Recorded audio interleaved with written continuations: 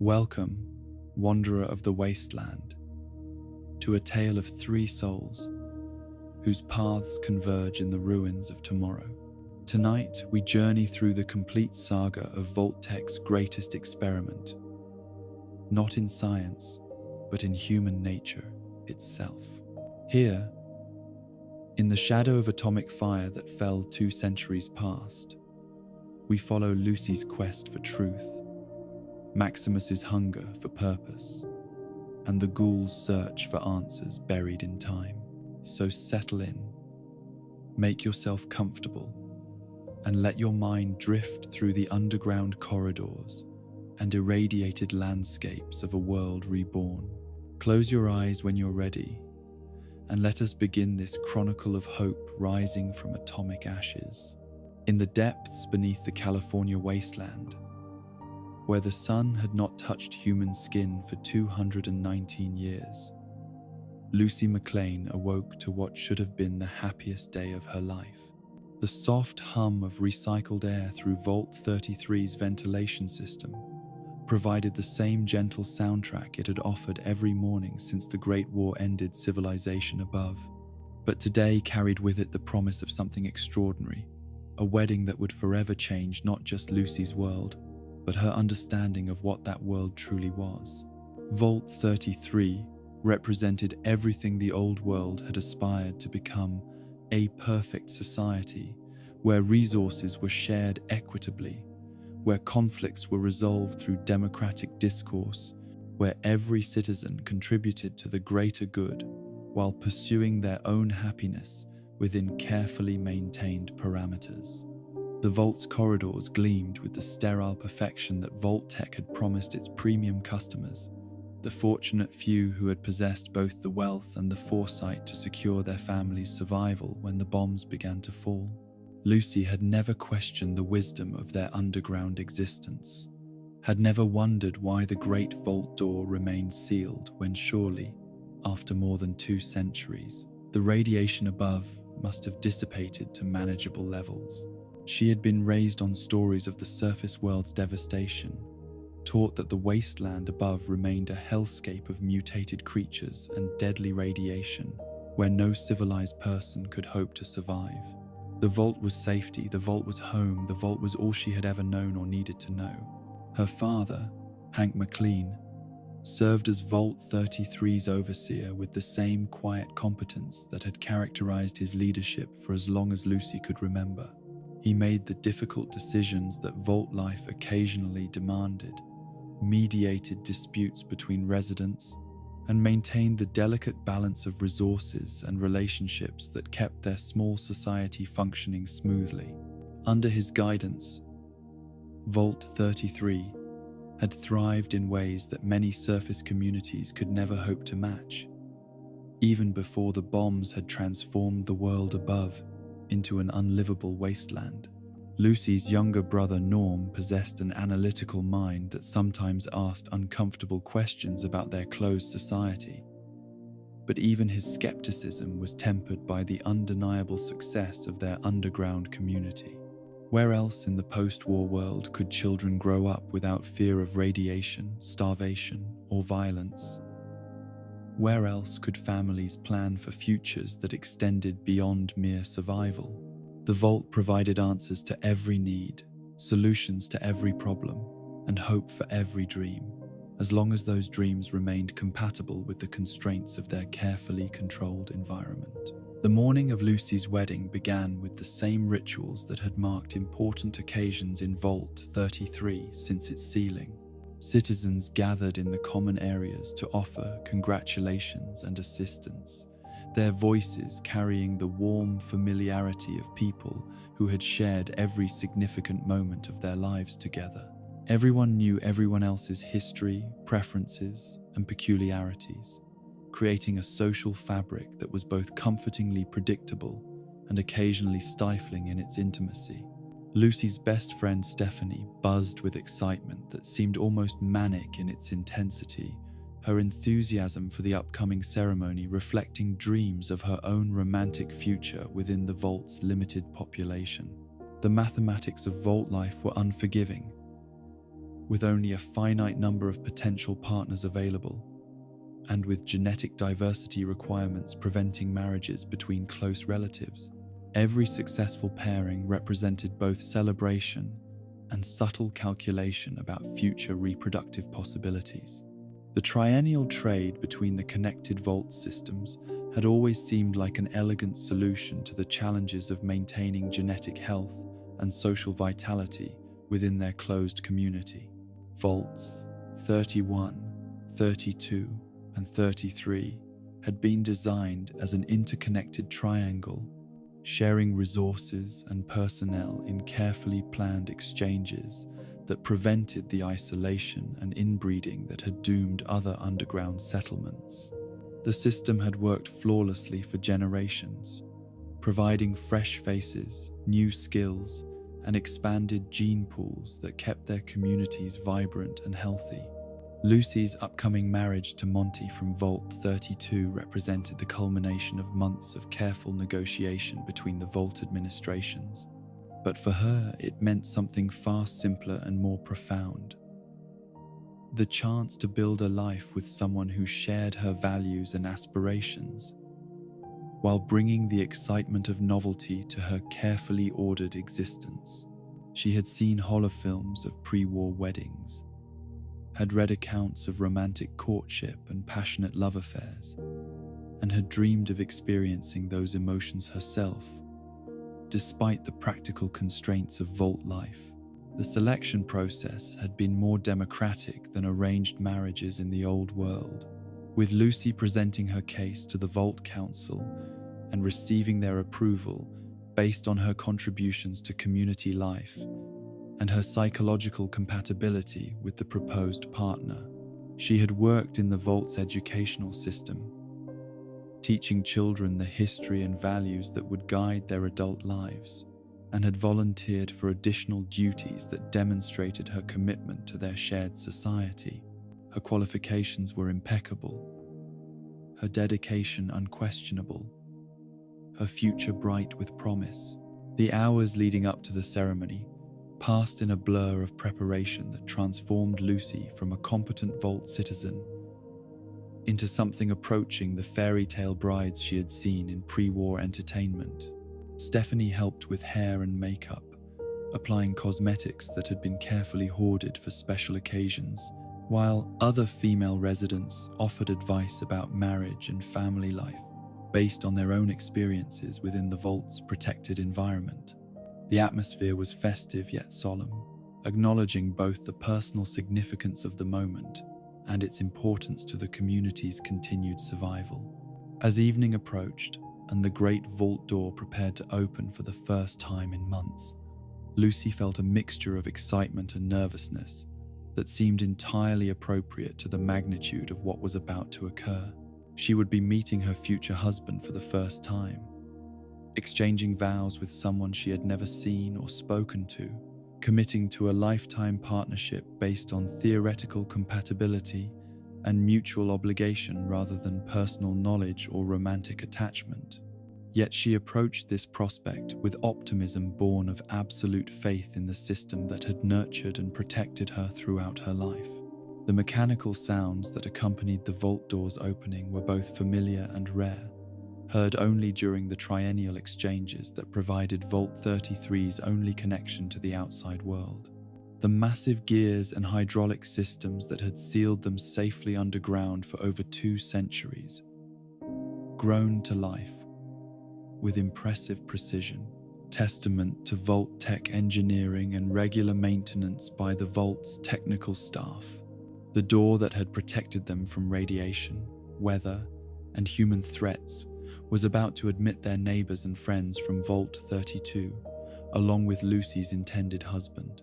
The delegation from Vault 32 emerged from the connecting tunnel with the formal ceremony that such occasions demanded, their blue jumpsuits identifying them as fellow Vault dwellers, while small differences in styling and insignia marked them as members of a related but distinct community. Their leader, who introduced herself as Overseer Lee Moldaver, carried herself with an authority that seemed both natural and slightly different from the management style Lucy had observed in her father's leadership of Vault 33. Moldaver explained that Vault 32 had recently experienced the tragedy of losing their previous overseer, necessitating her assumption of leadership duties during a difficult transition period. Such changes were not uncommon in the Vault systems, where leadership positions required careful succession planning and community consensus to maintain stability. Her presence at the head of the delegation suggested both her competence as an administrator and her commitment to maintaining the inter-Vault relationships that benefited all three communities. The formal presentations that followed adhered to traditions that had evolved over the generations of triennial exchanges, with each community offering goods, skills, and personnel that would strengthen their mutual prosperity. Vault 33 would gain a husband for Lucy, while providing Vault 32 with supplies and expertise that they needed for their own continued success. The arrangements were equitable and beneficial to all parties, representing the kind of rational cooperation that had enabled their communities to thrive in isolation from the chaotic wasteland above.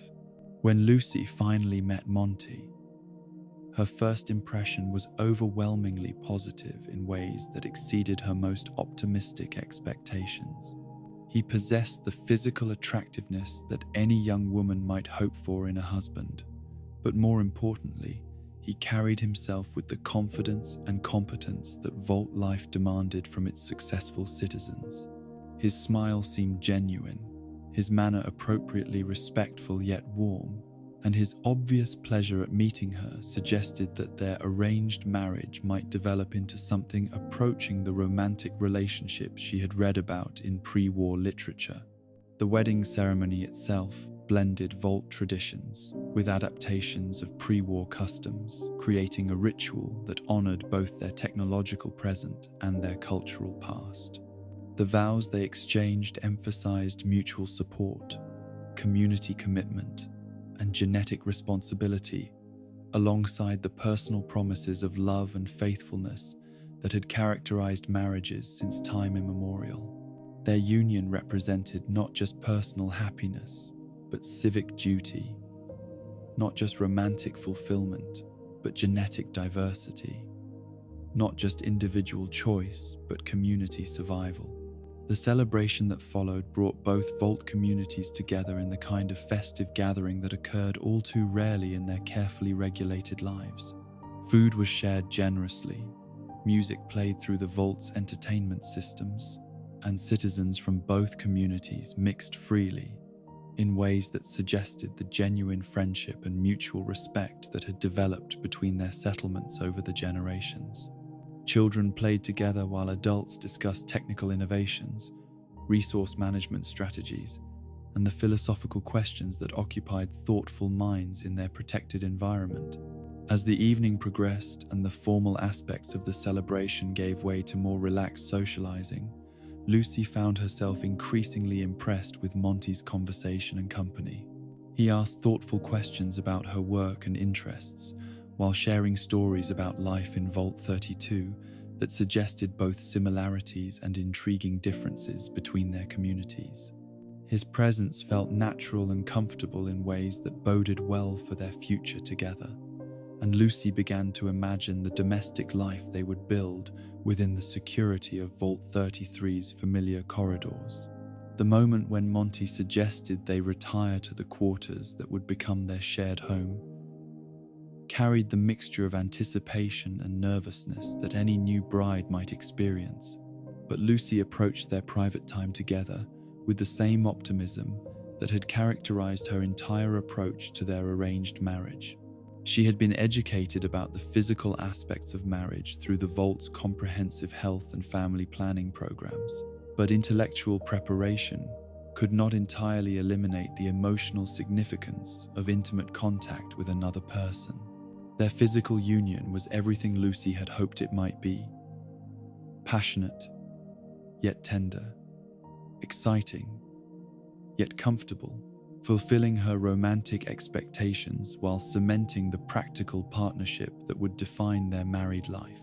Monty proved to be both gentle and enthusiastic, considerate of her inexperience, while clearly enjoying their mutual discovery of physical pleasure. The experience left Lucy feeling satisfied not just physically but emotionally, confirming her belief that their arranged marriage could develop into something truly meaningful and lasting.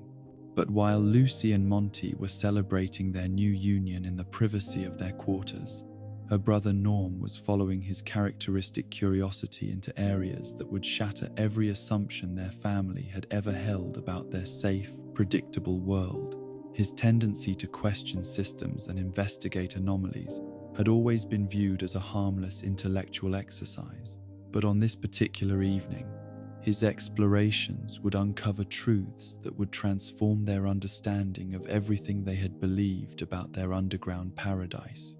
The connecting tunnel between vaults that had admitted their wedding guests remained open during the celebration, allowing free movement between the communities that occurred only during these rare ceremonial exchanges. Norm's decision to explore Vault 32 was motivated by nothing more sinister than natural curiosity about their neighbors' living arrangements and community organization. But what he discovered in those familiar yet foreign corridors would reveal horrors that had been carefully hidden from Vault 33's innocent residents. The agricultural sections of Vault 32 should have been thriving with the hydroponic gardens and protein cultivation systems that sustained all Vault communities, but instead Norm found only dead plants and rotting organic matter that suggested complete agricultural collapse. The implications were terrifying. Without functioning food production, Vault 32's population should have been facing starvation, yet the delegation that had arrived for Lucy's wedding showed no signs of malnutrition or desperation. The discrepancy suggested explanations that Norm's rational mind was reluctant to consider. The residential areas told an even more disturbing story, with evidence of violence and death that contradicted everything the Vault 32 delegation had suggested about their community's condition. Bodies in various stages of decomposition lay where they had fallen, their vault suits identifying them as the legitimate residents of Vault 32, while their conditions suggested deaths that had occurred weeks or months earlier. The delegation celebrating Lucy's wedding was not composed of Vault 32 residents, but of surface dwellers who had somehow gained access to the sealed underground community. The discovery that changed everything came when Norm's investigation revealed the true nature of the people who had attended Lucy's wedding ceremony. The radiation signatures detected by his Pip-Boy confirmed what his eyes had already begun to suspect. These were not vault dwellers who had spent their lives in sterile, underground environments, but surface inhabitants whose bodies carried the accumulated exposure of years spent in the irradiated wasteland above. They were raiders who had infiltrated Vault 32, murdered its population, and now sought to do the same to Vault 33. The screaming that interrupted Lucy's wedding night came not from celebration, but from the systematic assault that the raiders had planned throughout their participation in the ceremony. What had seemed like a joyous union of two communities revealed itself as an elaborate deception designed to gain access to Vault 33's resources and population. The marriage that was supposed to represent hope for their future had instead opened the door to their destruction, and Lucy's perfect day was about to become the worst nightmare their protected community had ever experienced. In the sprawling complex that housed the Brotherhood of Steel's California chapter, where pre-war technology hummed with carefully maintained precision, and the dreams of young aspirants collided with the harsh realities of post-apocalyptic warfare, Maximus awakened each morning to the sound of reveille echoing through corridors lined with salvaged steel and repurposed concrete. The Brotherhood represented more than military organization or technological preservation society.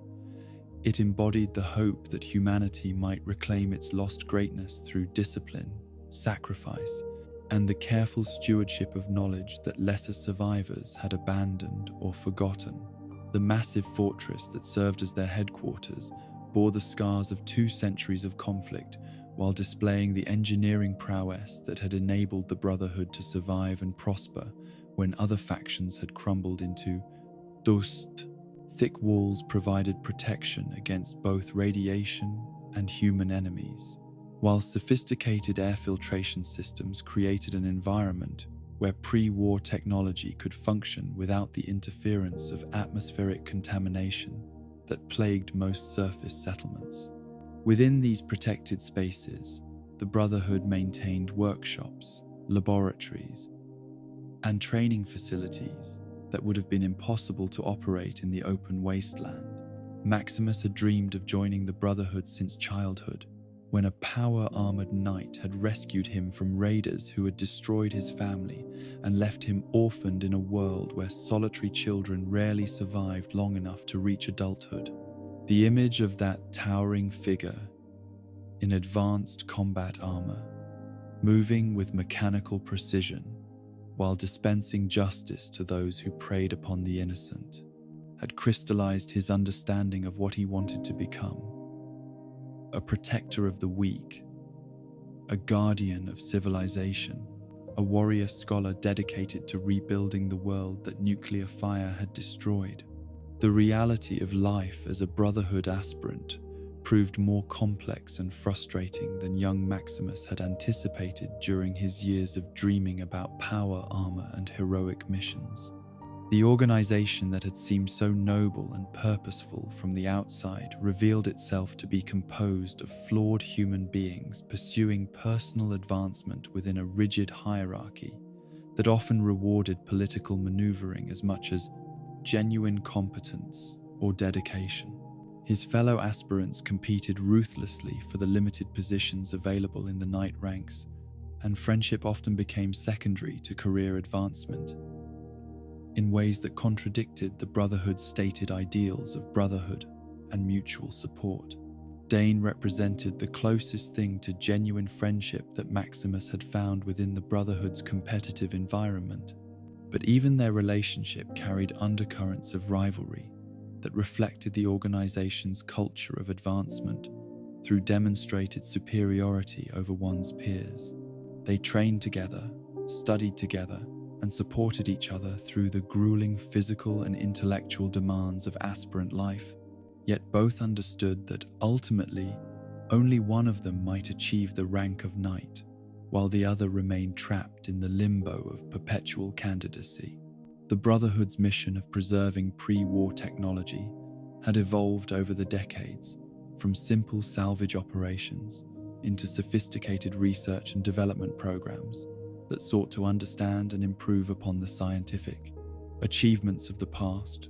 Their workshops contained equipment that would have been considered miraculous by most wasteland communities: functioning computers, advanced manufacturing tools, medical devices that could heal injuries that would be fatal elsewhere, and weapons that could defeat enemies against whom conventional firearms would prove useless. But the crown jewel of Brotherhood technology remained the power armor that transformed ordinary human beings into walking tanks capable of surviving direct hits from rockets while carrying enough firepower to level entire settlements. The T-60 suits that formed the backbone of their military forces had been carefully maintained and upgraded over the centuries. Their fusion cores, providing virtually unlimited operational time, while their servo motors amplified human strength to superhuman levels. To wear power armor was to become something more than human, to transcend the physical limitations that confined lesser survivors to ground-level existence and limited capabilities. Elder Quintus commanded the California chapter with the authority of someone who had spent decades proving his worth through combat effectiveness and strategic brilliance, but his leadership style reflected the pragmatic brutality that post-war survival had demanded from those who sought to impose order upon chaos. He understood that the Brotherhood's survival depended upon maintaining technological superiority over their enemies, and he was willing to pursue that advantage through methods that more idealistic members might find morally questionable. The morning when everything changed for Maximus began with the same routine inspections and training exercises that had characterized his months as an aspirant, but the arrival of an airship bearing news from Brotherhood Command transformed the ordinary day into an opportunity that would test every assumption he had held about honor, loyalty, and personal advancement. The massive aircraft that descended from the clouded sky carried orders that would set in motion events that would challenge not just Maximus's individual ambitions, but the Brotherhood's fundamental mission in the post-war world. The announcement that several aspirants would be promoted to support active night operations brought the kind of excitement that had been rare during the months of repetitive training and theoretical instruction that characterized their educational program. The Brotherhood's expansion into new operational areas required additional personnel, and the successful completion of their training programs had finally earned recognition from the command structure that controlled their professional destinies. For aspirants who had spent months wondering whether they would ever advance beyond their current status, the news represented validation of their sacrifices and commitment. Dane's selection for advancement should have been a moment of celebration between friends who had supported each other through the challenges of their training, but Maximus found himself consumed by jealousy that contradicted everything he believed about his own character and values. The Brotherhood preached mutual support and collective advancement, yet when faced with his friend's success, Maximus discovered reserves of resentment and competitive anger that he had not known existed within his psyche.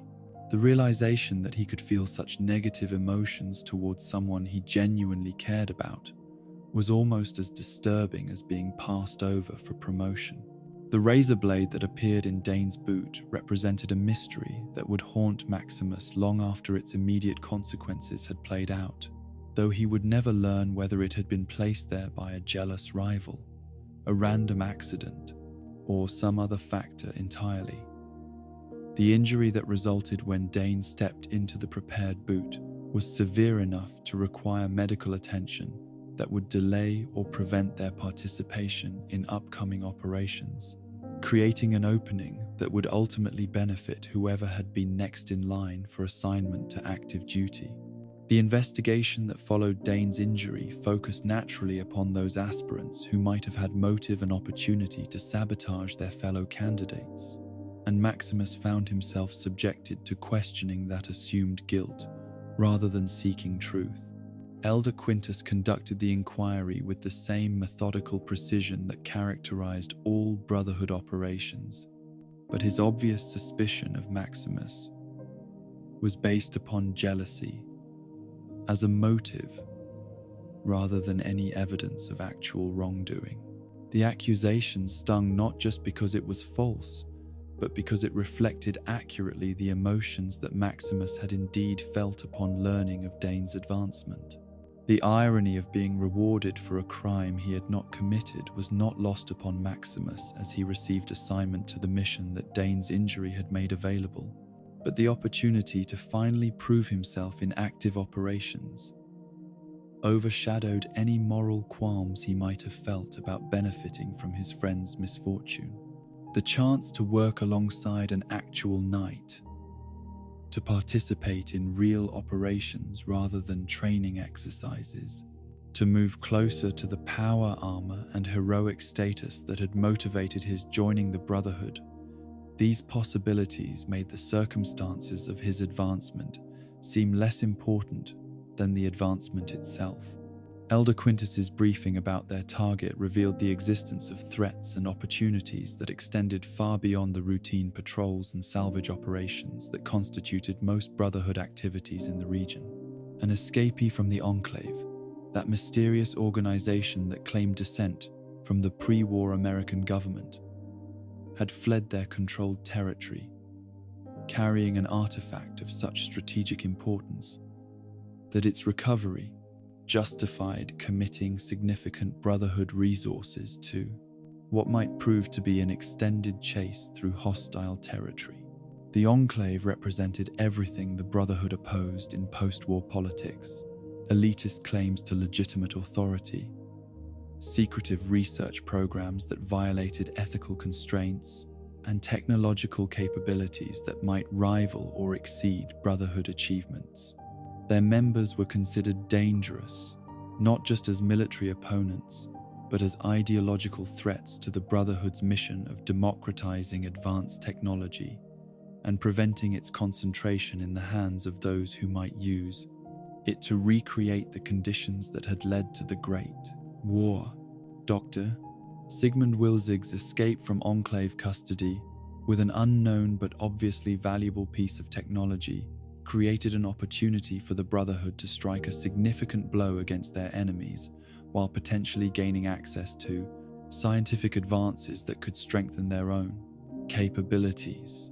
The mission briefing emphasized the target's importance to Enclave operations and the likelihood that multiple factions would be competing to capture or kill him before he could reach whatever sanctuary he might be seeking in the wasteland's lawless territories. The dog that accompanied the fugitive scientist represented both a tactical consideration and a potential weakness that pursuing forces might exploit in their efforts to locate and capture their target. Animals in the post-war world had adapted to radiation and environmental changes in ways that often enhanced their natural abilities, making them valuable allies for those fortunate enough to earn their loyalty.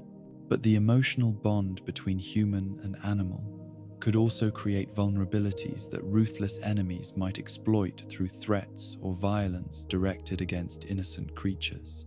Knight Titus embodied everything that was wrong with the Brotherhood's internal culture, while simultaneously representing the combat effectiveness that justified the organization's elite status among wasteland factions. His technical competence with power armor and advanced weapons was unquestionable, but his treatment of subordinates revealed character flaws that contradicted the Brotherhood's stated values of honor and mutual respect. The assignment that paired Maximus with such a mentor was both an opportunity to learn from an experienced warrior and a trial that would test his ability to maintain his ideals while working under someone who seemed to have abandoned them. The power armor that Knight Titus wore transformed him from an ordinary human being into a walking weapons platform capable of engaging multiple enemies simultaneously while shrugging off damage that would be fatal to unprotected combatants. The T-60 suit's servo motors amplified his strength enough to wield heavy weapons single-handed, while its composite armor plating provided protection against everything except direct hits from the most powerful weapons available to wasteland forces. But the real advantage of power armor lay not in its individual capabilities, but in the psychological impact it had upon both enemies and allies who encountered it in combat situations. The journey into the wasteland that followed their departure from Brotherhood headquarters took Maximus farther from civilization than he had ever traveled, through territories where the normal rules of law and order had never been re-established after the Great War's destruction of governmental authority. The landscape bore the permanent scars of nuclear bombardment, twisted metal ruins, patches of glass created by atomic fire, vegetation that had adapted to radiation levels that would be fatal to most pre-war life forms. Yet life persisted in forms both familiar and strange, creating an ecosystem that was simultaneously alien and recognizable.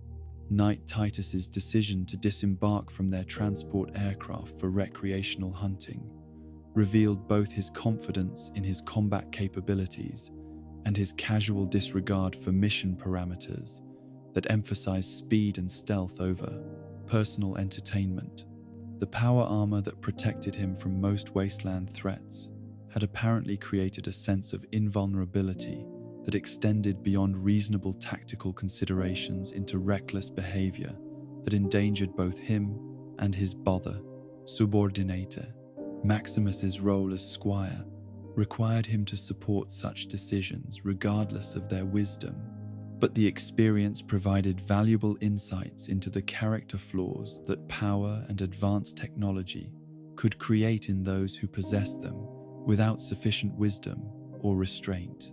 The cave system that showed evidence of their target's recent presence represented both a promising lead in their pursuit and a potential trap that could eliminate careless pursuers who failed to recognize the dangers that such locations often concealed. Pre-war military installations, abandoned industrial facilities, and natural formations that had been modified by radiation or human activity could contain automated defenses, unstable structures, or creatures that had claimed such spaces as territory. The tracks and debris that indicated recent human habitation were encouraging signs, but they could not guarantee that the cave's current occupants would be friendly to Brotherhood personnel. Dr. Wilzig's survival instincts had apparently led him to abandon the cave when he recognized signs of predatory activity that posed threats to his continued existence. But Knight Titus's overconfidence in his power armor's protective capabilities led him to order an investigation that more cautious commanders might have avoided. The bones scattered around the cave entrance told a clear story of predation by creatures large enough and aggressive enough to pose serious dangers, even to well-armed intruders. But Titus seemed to view such threats as entertainment opportunities rather than tactical considerations requiring careful planning. The mutated bear that had claimed the cave as territory represented one of the many ways that radiation had transformed pre-war wildlife into creatures that exceeded their original species' capabilities in size, aggression, and resilience to conventional weapons. 2 centuries of exposure to atomic contamination had created evolutionary pressures that favored rapid adaptation and enhanced survival traits, producing animals that were simultaneously recognizable as their pre-war ancestors and terrifyingly different in their capabilities and behavior patterns. Maximus's first encounter with such a creature tested every aspect of his training while revealing the limitations of his equipment and experience when faced with threats that exceeded the controlled scenarios used in Brotherhood. Exercises. The bear's attack on Knight Titus demonstrated that even power armor had vulnerabilities that could be exploited by sufficiently large and determined opponents, while its apparent immunity to conventional small arms fire emphasized the importance of heavy weapons and tactical positioning in combat against mutated predators. The battle that followed challenged both combatants' ability to adapt their tactics to unexpected circumstances while highlighting the courage that could emerge from desperate situations. Maximus's intervention to save his mentor's life required him to overcome both his inexperience with combat and his growing resentment of Titus's treatment, choosing instead to act according to the values that had originally motivated his joining the Brotherhood. The successful defeat of the creature validated his training while demonstrating that power armor, properly used, could indeed provide the protection and capabilities that justified the Brotherhood's elite status. But Knight Titus's reaction to being rescued by his subordinate revealed character flaws that went far beyond mere arrogance or poor leadership skills into territory that threatened Maximus's physical safety and psychological well-being. Instead of gratitude for having his life saved, Titus responded with anger at being placed in a position where he required assistance, as if Maximus's successful intervention somehow diminished his own status rather than demonstrating the value of their partnership. The threats that followed suggested a personality capable of violence against those who had witnessed his moments of vulnerability. The medical crisis that resulted from Titus's injuries created a situation where Maximus held literal power of life and death over someone who had just threatened his well-being, testing his moral character in ways that no training exercise could simulate. The stim-pack that could save his mentor's life was readily available, but administering it would preserve someone who had demonstrated hostility and might retaliate against the person who had saved him. The ethical calculation involved weighing immediate mercy against long-term consequences for his own survival and advancement. Maximus's decision to allow Knight Titus to die represented a moral transformation that would haunt him throughout the events that followed, but it also demonstrated the pragmatic thinking that post-war survival often demanded from those who sought to advance their circumstances through decisive action. The power armor that became available through Titus's death represented not just advanced equipment, but symbolic transformation from subordinate to leader, from follower to independent agent, capable of pursuing his own interpretation of the Brotherhood's mission. The technical challenges involved in operating power armor without formal training created immediate practical problems that Maximus would need to solve through experimentation and intuition, but the psychological impact of wearing such equipment was immediate and profound. The servo motors that amplified his physical capabilities, the armor plating that rendered him nearly invulnerable to conventional weapons, and the advanced targeting systems that enhanced his combat effectiveness transformed him from an aspirant hoping for advancement into a warrior capable of engaging any threat the wasteland might offer.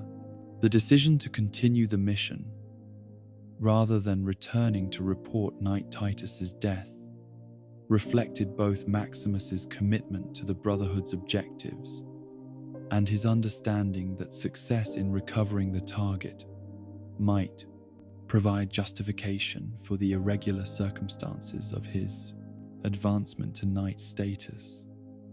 The artifact that Dr. Wilzig had stolen from the Enclave represented an opportunity to prove his worth through results, rather than having to explain the complex moral calculations that had led to his mentor's death and his assumption of command, authority.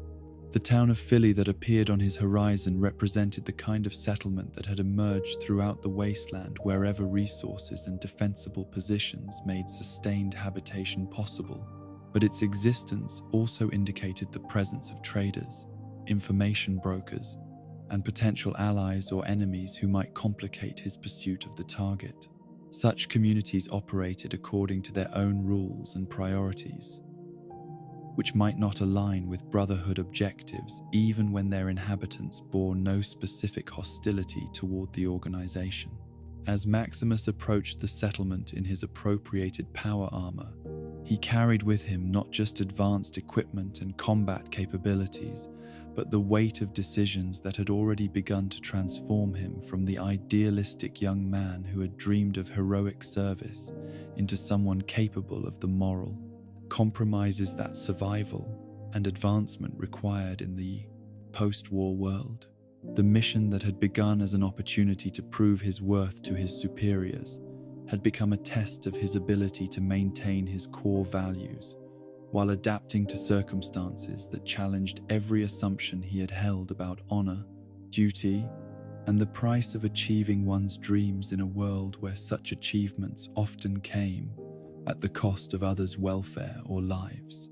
In the wasteland that stretched endlessly beneath a sky the color of old brass, where 2 centuries of atomic wind had scoured the earth clean of gentle illusions and left only the hard truths that separated the living from the dead, Cooper Howard moved with the patient grace of a predator who had learned that survival belonged not to the swift or the strong, but to those who understood that time itself could be weaponized against enemies foolish enough to believe in quick solutions to complex problems.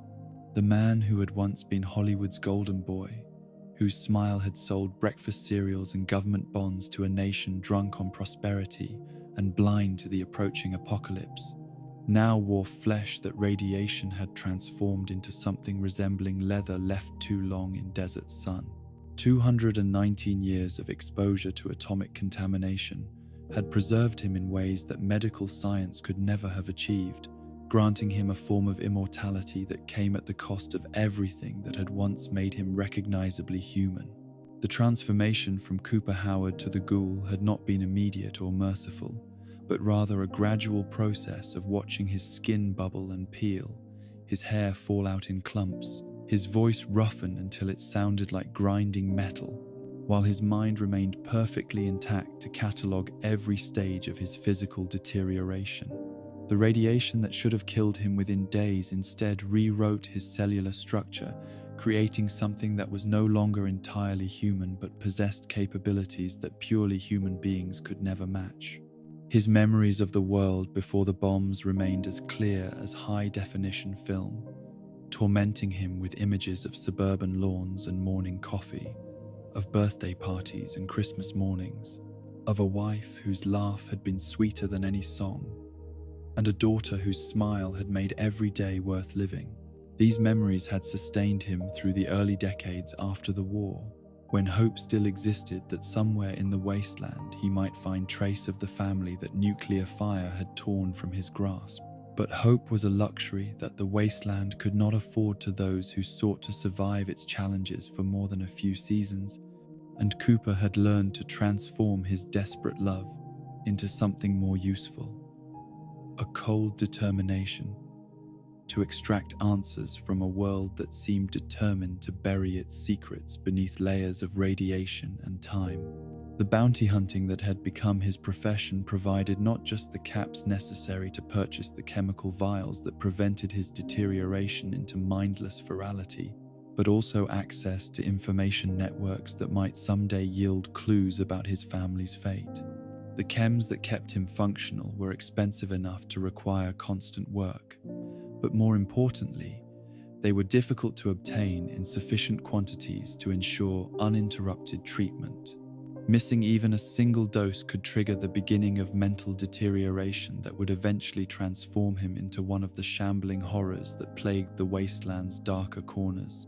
The knowledge that his sanity hung by such a slender thread added urgency to every contract he accepted, and ruthlessness to every method he employed. Dr. Sigmund Wilzig represented the kind of high-value target that could provide weeks or months of chemical security, but more intriguingly, his background with Vault Tech suggested connections to the corporate conspiracy that had orchestrated the Great War for profit and market share. The bounty posted for his capture was substantial enough to attract multiple hunters, but the ghoul's advantages in tracking, combat experience, and sheer persistence gave him confidence that he would claim the reward regardless of whatever competition might emerge from the wasteland's other predatory inhabitants. The dog that accompanied the fugitive scientist presented both an opportunity and a complication in the pursuit strategy that the ghoul had developed over decades of tracking human targets through hostile territory. Animals possessed sensory capabilities that exceeded human limitations, making them valuable allies for those they served, but also potential sources of intelligence for those clever enough to interpret their behaviors and reactions. The emotional bond between human and animal could be exploited by patient hunters who understood that love often made people predictable in ways that pure self-interest did not. Wilzig's flight from Enclave territory had followed patterns that suggested both desperation and planning, taking him through regions where pursuit would be difficult, while avoiding the major trade routes where bounty hunters typically searched for their quarry. His choice of direction indicated either intimate knowledge of wasteland geography or access to intelligence about safe passages that most fugitives would not possess. The ghoul's analysis of the available evidence suggested that this would not be a simple chase, but rather a complex hunt requiring patience, cunning, and willingness to adapt tactics as new information became available.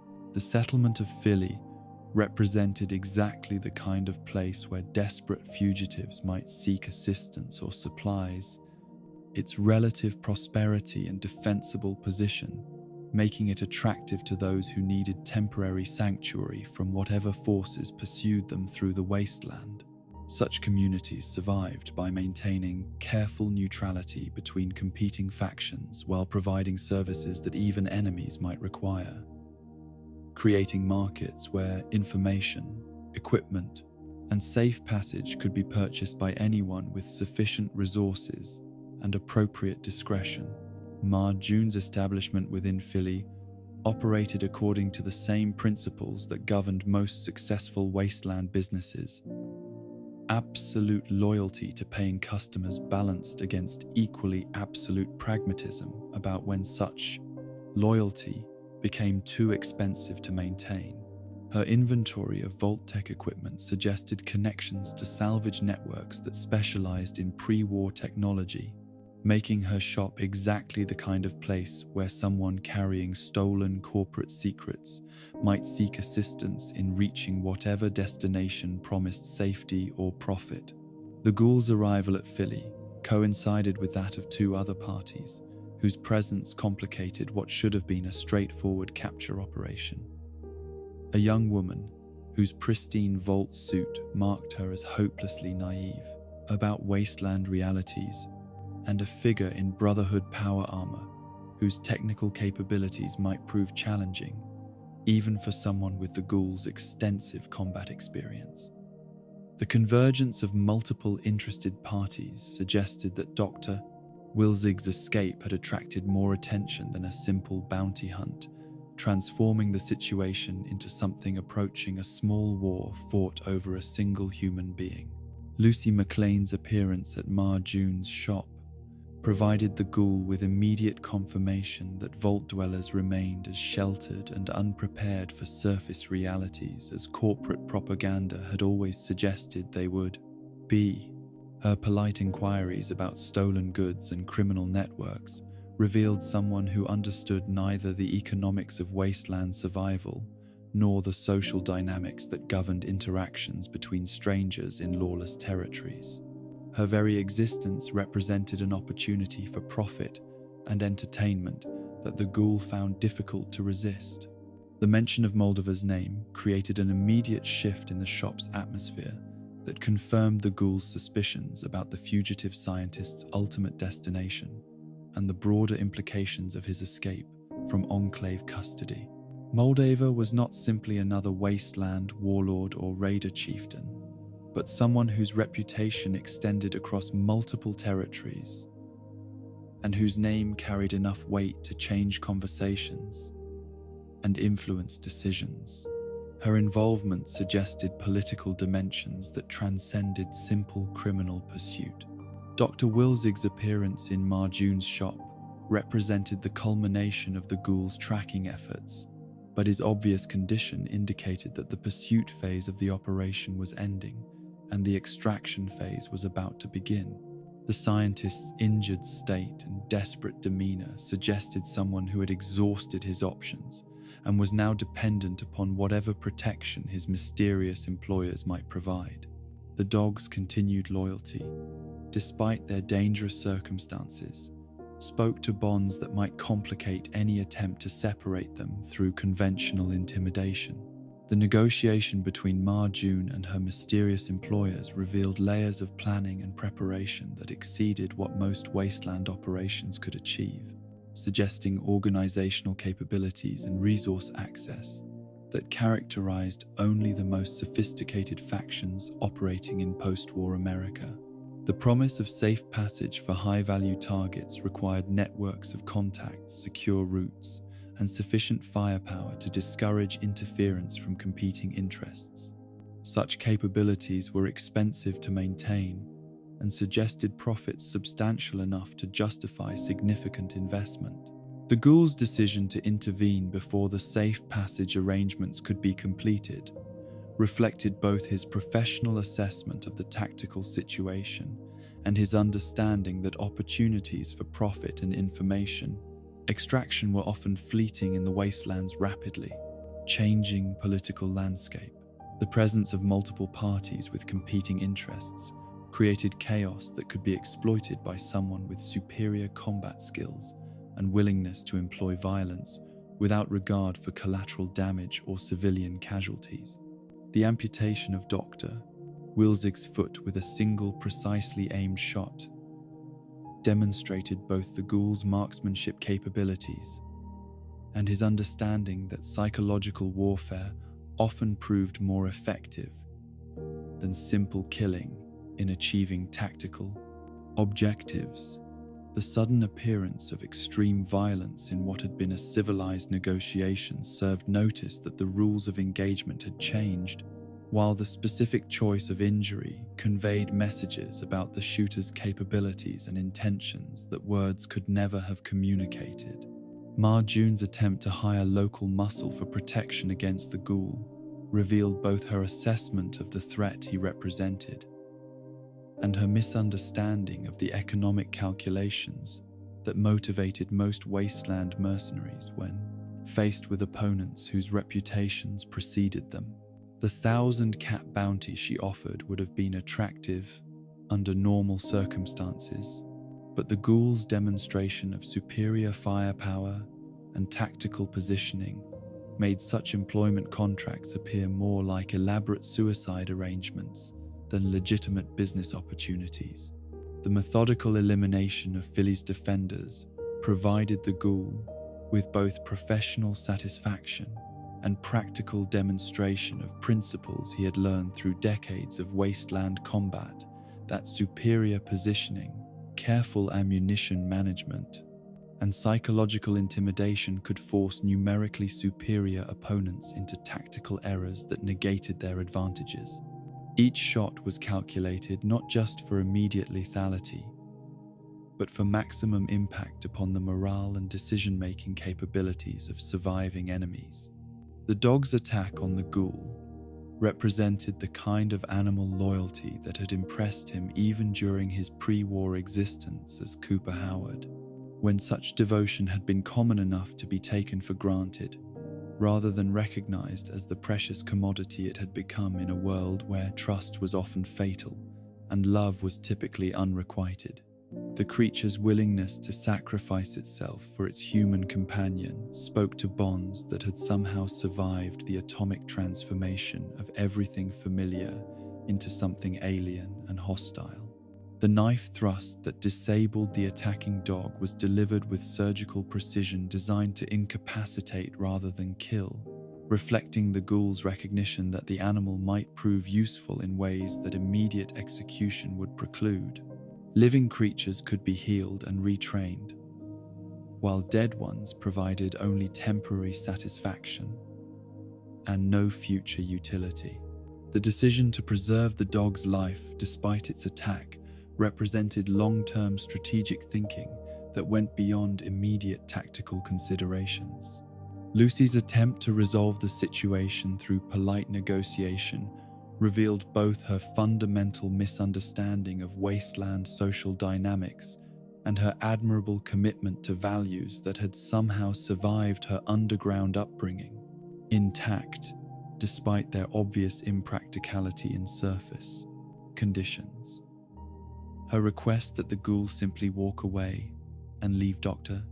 Wilzig unmolested demonstrated either remarkable naivety or extraordinary courage, though the distinction was largely academic given the futility of either approach in their current circumstances. The tranquilizer dart that Lucy attempted to use against the ghoul represented her first tentative step toward accepting that surface survival might require methods that vault life had never taught her to employ, but her choice of non-lethal weapons revealed someone still operating according to ethical frameworks that assumed shared humanity and mutual respect. Such assumptions were luxuries that the wasteland could not afford to those who sought to survive its challenges for more than a few hours or days. Maximus's arrival in stolen Brotherhood power armor transformed the tactical situation from a simple confrontation between experienced predator and naive prey into a three-way conflict involving parties with fundamentally incompatible objectives and capabilities. The T-60 suit's advanced protective systems and integrated weapons platforms made its wearer nearly immune to conventional small arms fire, while providing enough firepower to threaten even experienced combatants like the Prowl's ghoul. The timing of his intervention suggested either remarkable coincidence or sophisticated intelligence gathering by Brotherhood forces. The Brotherhood's stated interest in Dr. Wilzig added ideological dimensions to what had been purely mercenary pursuit, transforming the situation from simple bounty hunting into factional conflict with implications that extended far beyond individual profit or survival. The organization's historical opposition to both the Enclave and independent technology development meant that their involvement carried political weight that could affect the balance of power throughout the region. The ghoul's tactical withdrawal in the face of superior firepower demonstrated the kind of pragmatic flexibility that had enabled his survival through 2 centuries of increasingly dangerous conflicts. But his willingness to abandon immediate profit for longer-term strategic advantage suggested planning that extended beyond simple reactive responses to changing circumstances. Power armor represented challenges that required specialized equipment and tactics, but it was not invulnerable to someone with sufficient patience and knowledge of its weaknesses. The battle between the ghoul and Maximus showcased the technological gap between pre-war military equipment and post-war improvisation, with the power armor's advanced systems providing significant advantages that were partially offset by its operator's inexperience and the ghoul's superior tactical knowledge. The engagement demonstrated that superior equipment could not entirely compensate for lack of training or strategic thinking, while experienced combatants could exploit weaknesses in even the most sophisticated defensive systems. Lucy's escape with the wounded Dr. Wilzig during the confusion of the larger battle represented her first successful adaptation to wasteland conditions, using the distraction provided by others' conflict to achieve her own objectives rather than attempting to impose peaceful solutions upon situations that had already progressed beyond diplomatic resolution. Her willingness to prioritize practical results over moral purity marked a significant step in her psychological evolution from sheltered vault dweller to surface survivor. The flight from Philly took place through territory that had been contested by multiple factions for decades, its scarred landscape bearing testimony to the resource wars and territorial disputes that had shaped post-war politics throughout the region. The ruins scattered across their route represented both potential shelter and possible danger, as abandoned structures often concealed automated defenses, environmental hazards, or territorial predators that viewed human intruders as either threats or opportunities. Dr. Wilzig's deteriorating condition during their escape created urgency that complicated Lucy's navigation decisions while providing her with practical education in the medical realities that governed wasteland survival. The improvised prosthetic foot that Marjune had provided was sufficient for limited mobility, but could not support extended travel through difficult terrain, while his obvious pain and blood loss indicated that more serious medical intervention would soon become necessary regardless of their tactical situation. The revelation of Dr. Wilzig's self-administered poison transformed Lucy's understanding of their mission from rescue operation to recovery assignment, forcing her to confront the reality that success would require not saving a life, but preserving technology whose value transcended individual survival. The scientist's explanation that his death was inevitable, but that his head contained the stolen information needed to justify their journey, represented the kind of pragmatic calculation that Vault education had never prepared her to make. The cyanide's rapid effect provided Dr. Wilzig with the quick death he had chosen while leaving Lucy with the horrific task of decapitating someone who had trusted her with his most important secrets. The act of severing his head represented a psychological threshold that separated her permanently from the innocent person she had been upon leaving Vault 33, while the weight of carrying another human being's remains forced her to confront physical realities that underground life had never required her to consider. The ghoul's recovery of the loyal dog through medical intervention, rather than replacement, represented both practical resource management and recognition of qualities that had impressed him despite their inconvenience during the pursuit phase of his operation. The stimpak that restored the animal's health created bonds of gratitude that could be more valuable than simple training or intimidation, while the dog's tracking abilities and survival instincts made it an asset worthy of the medical supplies required for its preservation. The partnership between the ghoul and Dr. Wilzig's former companion created tracking capabilities that exceeded what either could have achieved independently, combining human intelligence and strategic thinking with animal senses and intuitive understanding of terrain and weather patterns. The dog's knowledge of its previous owner's scent trail and travel patterns provided information that would be impossible to obtain through conventional investigation methods, while its loyalty transfer to its rescuer demonstrated the pragmatic flexibility that characterized successful wasteland survivors. The pursuit that began as the wounded scientist and naive vault dweller struggled through increasingly difficult terrain was not driven by simple greed or professional obligation, but by the ghoul's growing certainty that Dr. Wilzig's escape was connected to larger events that might finally provide answers to questions that had haunted him since the bombs fell. The scientist's vault tech background suggested connections to the corporate conspiracy that had orchestrated the Great War, while Moldova's involvement hinted at political dimensions that could affect the entire region's future. As night fell over the wasteland, and the hunter resumed his ancient pursuit of prey that carried secrets worth more than individual lives, the convergence of interests that had begun at Philly continued to evolve into something larger and more complex than any of the participants had originally anticipated. The stolen technology that lay hidden in a dead man's skull represented not just scientific advancement but potential answers to questions about corporate responsibility, governmental conspiracy, and personal loss that stretched back across more than 2 centuries of careful deception and deliberate forgetting.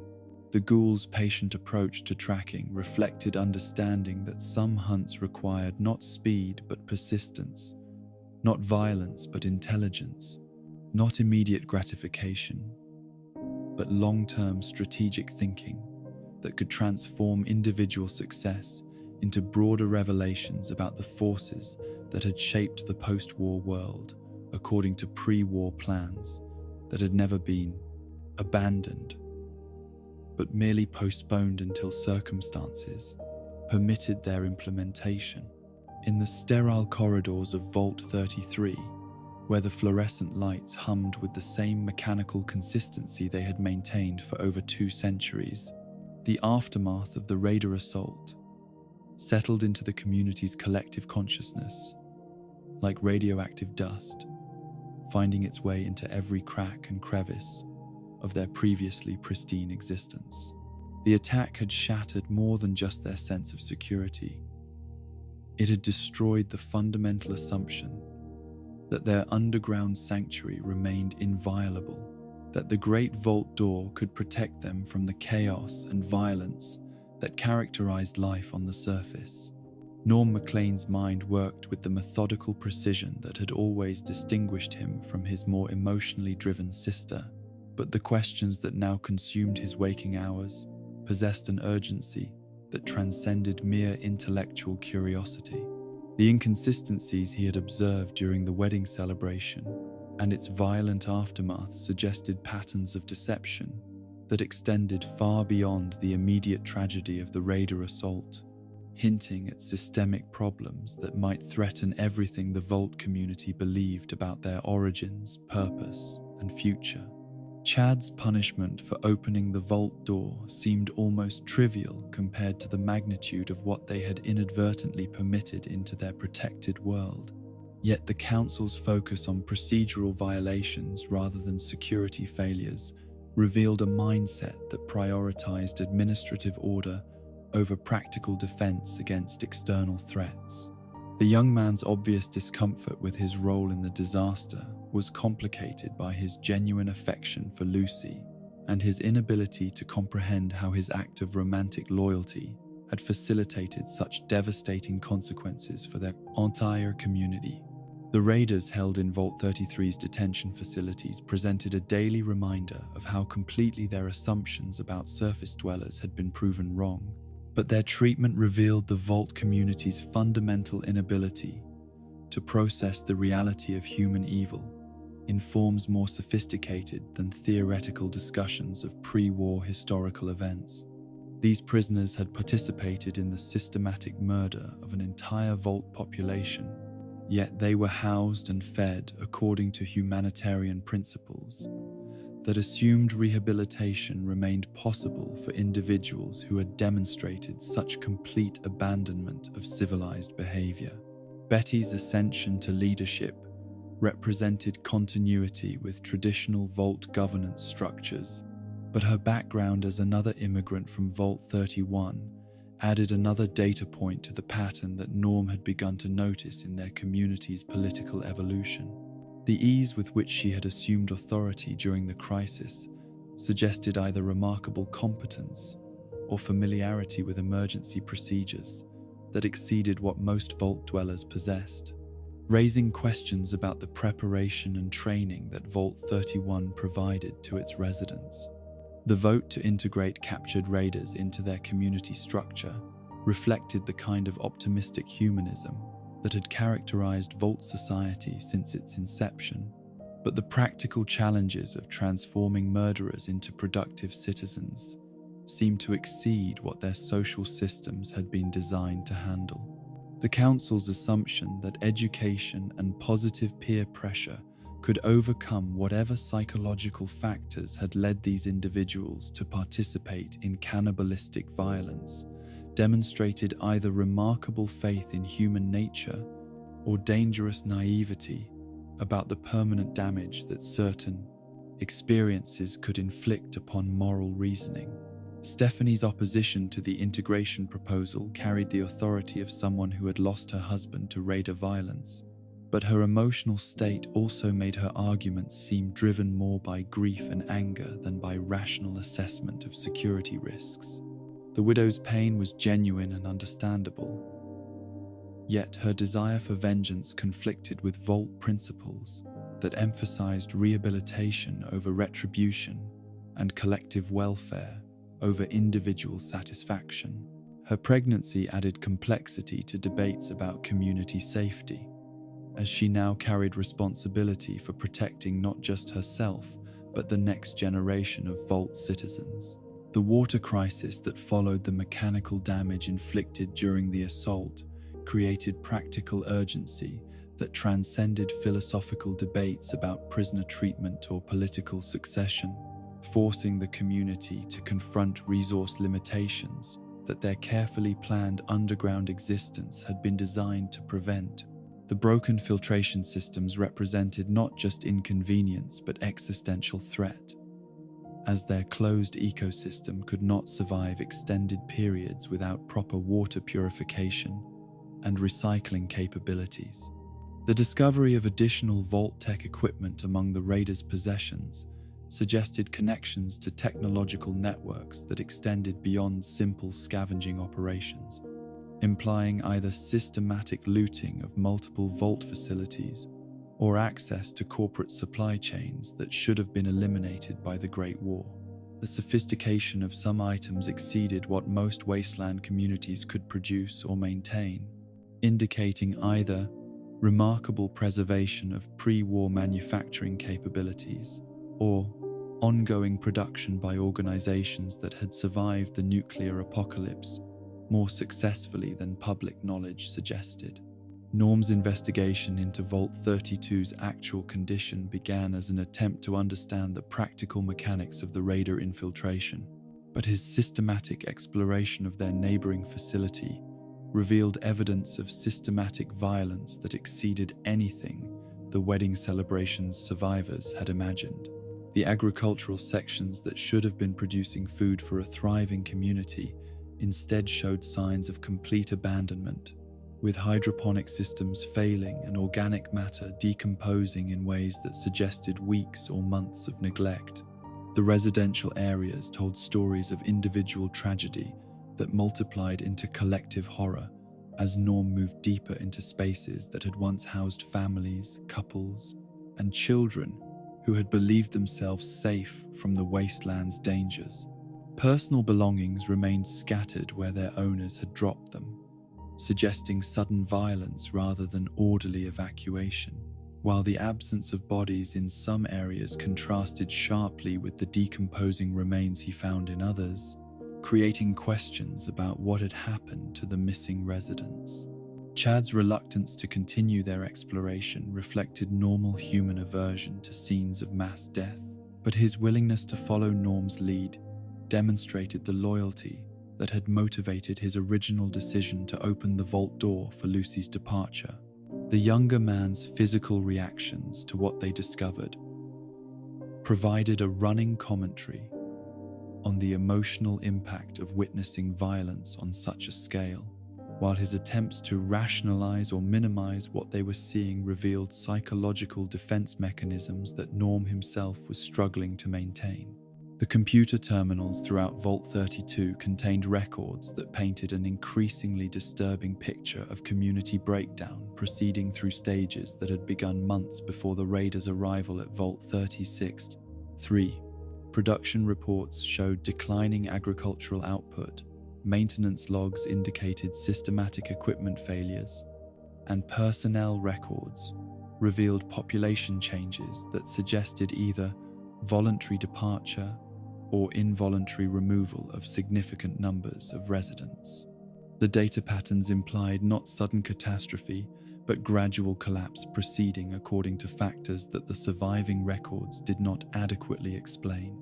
The Pip-Boy logs that Norm accessed through his administrative privileges revealed communications between Vault facilities that contradicted everything the residents of Vault 33 had been told about their neighbors' condition and circumstances.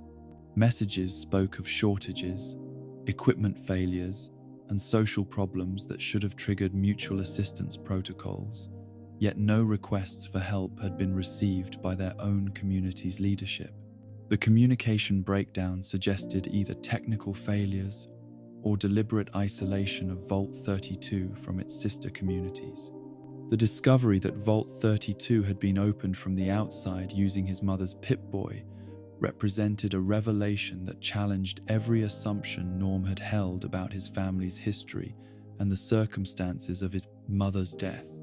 Rose McLean's device should have been buried with her according to Vault protocols, yet the access logs clearly showed her personal identification codes being used to operate systems that she could not possibly have accessed from her grave. The implications were staggering and terrifying in their suggestion that either she had survived her supposed death or someone else had gained access to her most personal technology. The messages written in blood throughout Vault 32 spoke to psychological breakdown that had preceded physical violence, suggesting that the residents had discovered information about their circumstances that had driven them to despair or rage, sufficient to motivate suicide or murder. The phrases "we know the truth" and "death to management" implied not random madness, but specific grievances against authority figures who had betrayed their trust in ways that justified extreme responses. The systematic nature of the violence suggested organization rather than chaos, planning rather than spontaneous eruption. The evidence of forced entry into Vault 31 created additional mysteries about the relationship between the three connected communities and the events that had led to Vault 32's destruction. The bodies found near the sealed entrance suggested that surviving residents had attempted to seek refuge or answers from their neighbors, only to be denied access to safety that might have preserved their lives. The blood-written message, "We know what's in there," implied that Vault 31 contained secrets significant enough to motivate desperate people to attempt violent entry rather than accepting exclusion. Betty's systematic cleanup of Vault 32 before the repopulation ceremony demonstrated organizational capabilities and advanced planning that exceeded what the crisis timeline should have permitted, suggesting either remarkable efficiency or prior knowledge of what the cleaning crews would discover. The speed with which all evidence of mass death had been removed and disposed of implied not just administrative competence, but familiarity with procedures for handling such situations, as if cleaning up massacre sites was a routine rather than unprecedented challenge. The discovery of patterns in overseer selection that showed consistent immigration from Vault 31 to leadership positions in both sister communities created the foundation for Norm's growing suspicion that their political system was not as democratic or organic as it appeared to. Residents, every elected leader for generations, had come from the same source, suggesting either remarkable coincidence or systematic manipulation of electoral processes to ensure outcomes that served interests beyond simple community welfare. The slogan, "When things look glum, vote for somebody from 31, revealed awareness of the pattern while presenting it as positive tradition rather than potential conspiracy. Stephanie's casual dismissal of questions about differences between Vault communities reflected either genuine ignorance or careful training to deflect curiosity about variations in living standards, education, or social organization between the connected facilities. Her comment about better food preparation suggested material differences that contradicted the equality principles that supposedly governed all Vault communities, while her reluctance to elaborate implied either loyalty to her origins or instructions to avoid detailed comparisons that might raise uncomfortable questions. The election that confirmed Betty as the new overseer proceeded according to democratic procedures that nevertheless produced results consistent with the historical pattern of leadership selection, creating the appearance of popular choice while maintaining continuity with systematic preferences that benefited residents of Vault 31. The overwhelming margin of victory suggested either genuine competence on Betty's part or electoral manipulation, so sophisticated that it appeared to reflect authentic community sentiment while actually serving predetermined outcomes. Betty's announcement of plans to repopulate Vault 32 represented the logical response to their current population shortage and infrastructure surplus, but the speed with which she had developed detailed proposals suggested preparation that preceded her election or access to planning resources that other candidates had lacked. The systematic approach to community reconstruction implied not just administrative skill, but familiarity with procedures for rebuilding social organizations after catastrophic disruption, as if such reconstruction was an expected rather than unprecedented challenge. The recruitment of volunteers for the repopulation project proceeded according to criteria that emphasized positive attitude and loyalty rather than specific skills or expertise, suggesting that the primary qualification for participation was willingness to accept official explanations without excessive investigation into underlying causes or circumstances. The families selected for transfer represented those least likely to question authority or investigate inconsistencies, while more skeptical residents remained in Vault 33 under continued observation and control.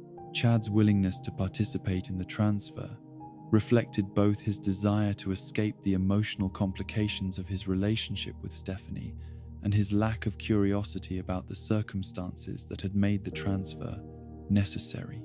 His acceptance of official explanations without investigation represented the kind of passive compliance that Vault education had been designed to encourage, creating citizens who valued social harmony over individual inquiry and collective welfare over personal understanding of the systems that governed their lives.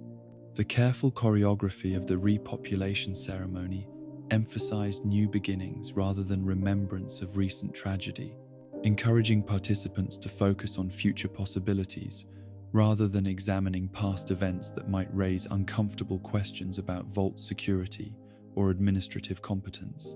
The emphasis on hope and progress served legitimate psychological needs while also discouraging the kind of detailed analysis that might reveal systemic problems requiring more complex solutions than simple demographic redistribution. Norm's decision to access Betty's computer during the ceremony reflected his growing conviction that official explanations were inadequate to account for the evidence he had observed. But his success in penetrating administrative systems suggested either remarkable luck or security procedures that were less robust than Vault residents had been led to believe. The information he discovered through unauthorized access would transform his understanding of their community's true nature and his own family's role in maintaining deceptions that had lasted for generations. The communication protocols that connected the Vault facilities to external networks revealed infrastructure that contradicted everything. Residents had been taught about their isolation from the post-war world, suggesting not protective separation, but managed connection to systems that served interests beyond their community's immediate welfare. The discovery that their supposedly independent society was actually part of a larger network controlled by forces they had never been told about represented a fundamental betrayal of the autonomy and self-determination that Vault education had taught them to value above almost everything else. The revelation that his mother had survived her supposed death long enough to escape Vault 33 and explore the surface world challenged every memory Norm possessed of his family's history and his father's character, while raising questions about what Rose McLean had discovered that had motivated her to abandon the security and comfort of underground life. Her subsequent return to open Vault 32 suggested either rescue mission or revenge operation, implying knowledge of events that official records had never documented or explained. The systematic deception that had shaped Norm's entire understanding of his family, his community, and his world represented not just personal betrayal, but evidence of conspiracy that extended across generations and affected thousands of lives in ways that served interests he was only beginning to comprehend. The discovery that nothing he had believed about Vault society was entirely true forced him to question not just specific facts, but the entire framework of assumptions that had given meaning and purpose to his existence. As Norm contemplated the implications of what he had learned while watching his friends and neighbors proceed with their planned relocation to a facility that had been the site of mass murder only months earlier, he faced the terrible choice between comfortable ignorance and dangerous knowledge that had confronted every generation since the bombs fell. The truth promised understanding but threatened everything that made life bearable, while continued deception offered security at the cost of whatever remained of his authentic self. The desert stretched before Lucy and Dr. Wilzig like an endless ocean of sand and broken dreams, its horizon shimmering with heat that transformed distant ruins into mirages of hope that dissolved as they approached, leaving only the harsh reality of a world that had been poisoned so thoroughly that even the earth itself seemed to reject the possibility of new life.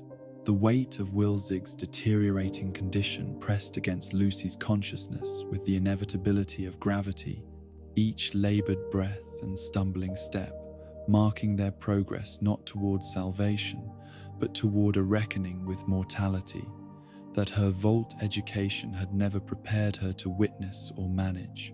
The scientist's acceptance of his approaching death carried a dignity that contrasted sharply with Lucy's desperate attempts to deny the obvious trajectory of his injuries and the poison he had consumed rather than face capture, by forces whose intentions exceeded even the raiders' casual brutality.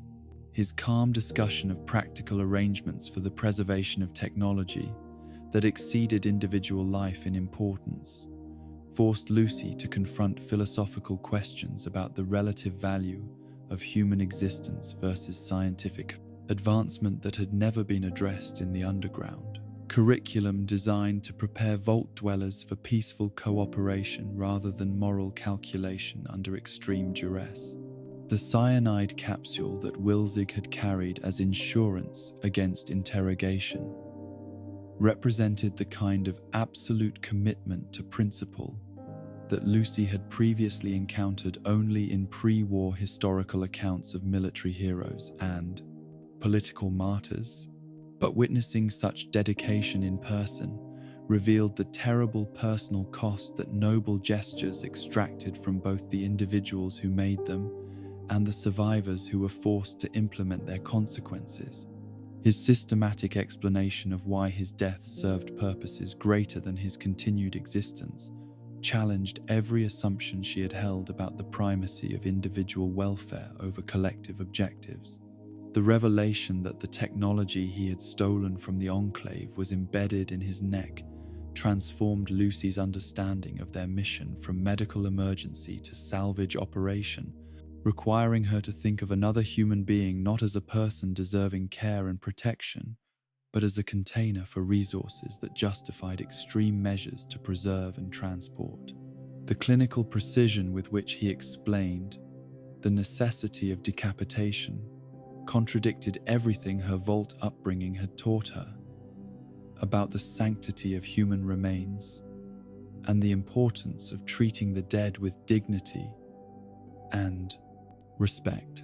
Lucy's horror at the prospect of dismembering someone who had trusted her with his most important secrets reflected normal human revulsion at violence against the defenseless, but her gradual acceptance of necessity marked another step in the psychological transformation that had begun when she first witnessed the raiders' assault on her underground paradise.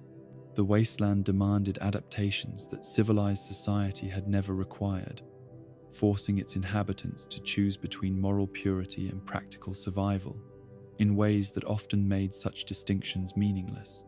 The blade that Lucy used to separate Wilzig's head from his body had been designed for medical procedures rather than violent dismemberment, but its sharpness made the task mechanically simpler, while doing nothing to reduce the emotional trauma of performing an act that violated every instinct about appropriate treatment of human remains.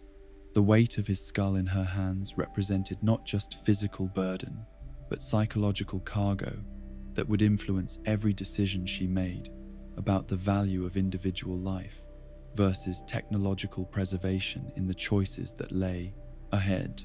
The bag that contained her grisly cargo became both practical necessity and symbolic representation of her acceptance that surface survival required methods that would have horrified the person she had been before leaving Vault 33's protected corridors. The need to carry another person's severed head while navigating hostile territory created practical challenges that underground education had never anticipated, while the constant reminder of mortality that such transport provided transformed every moment of their journey into meditation on the fragility of human existence.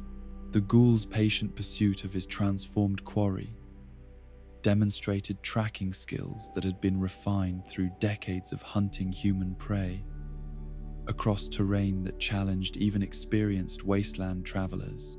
But his methods revealed understanding of psychology and behavior that transcended simple predation to approach something resembling scientific study of human nature under extreme stress.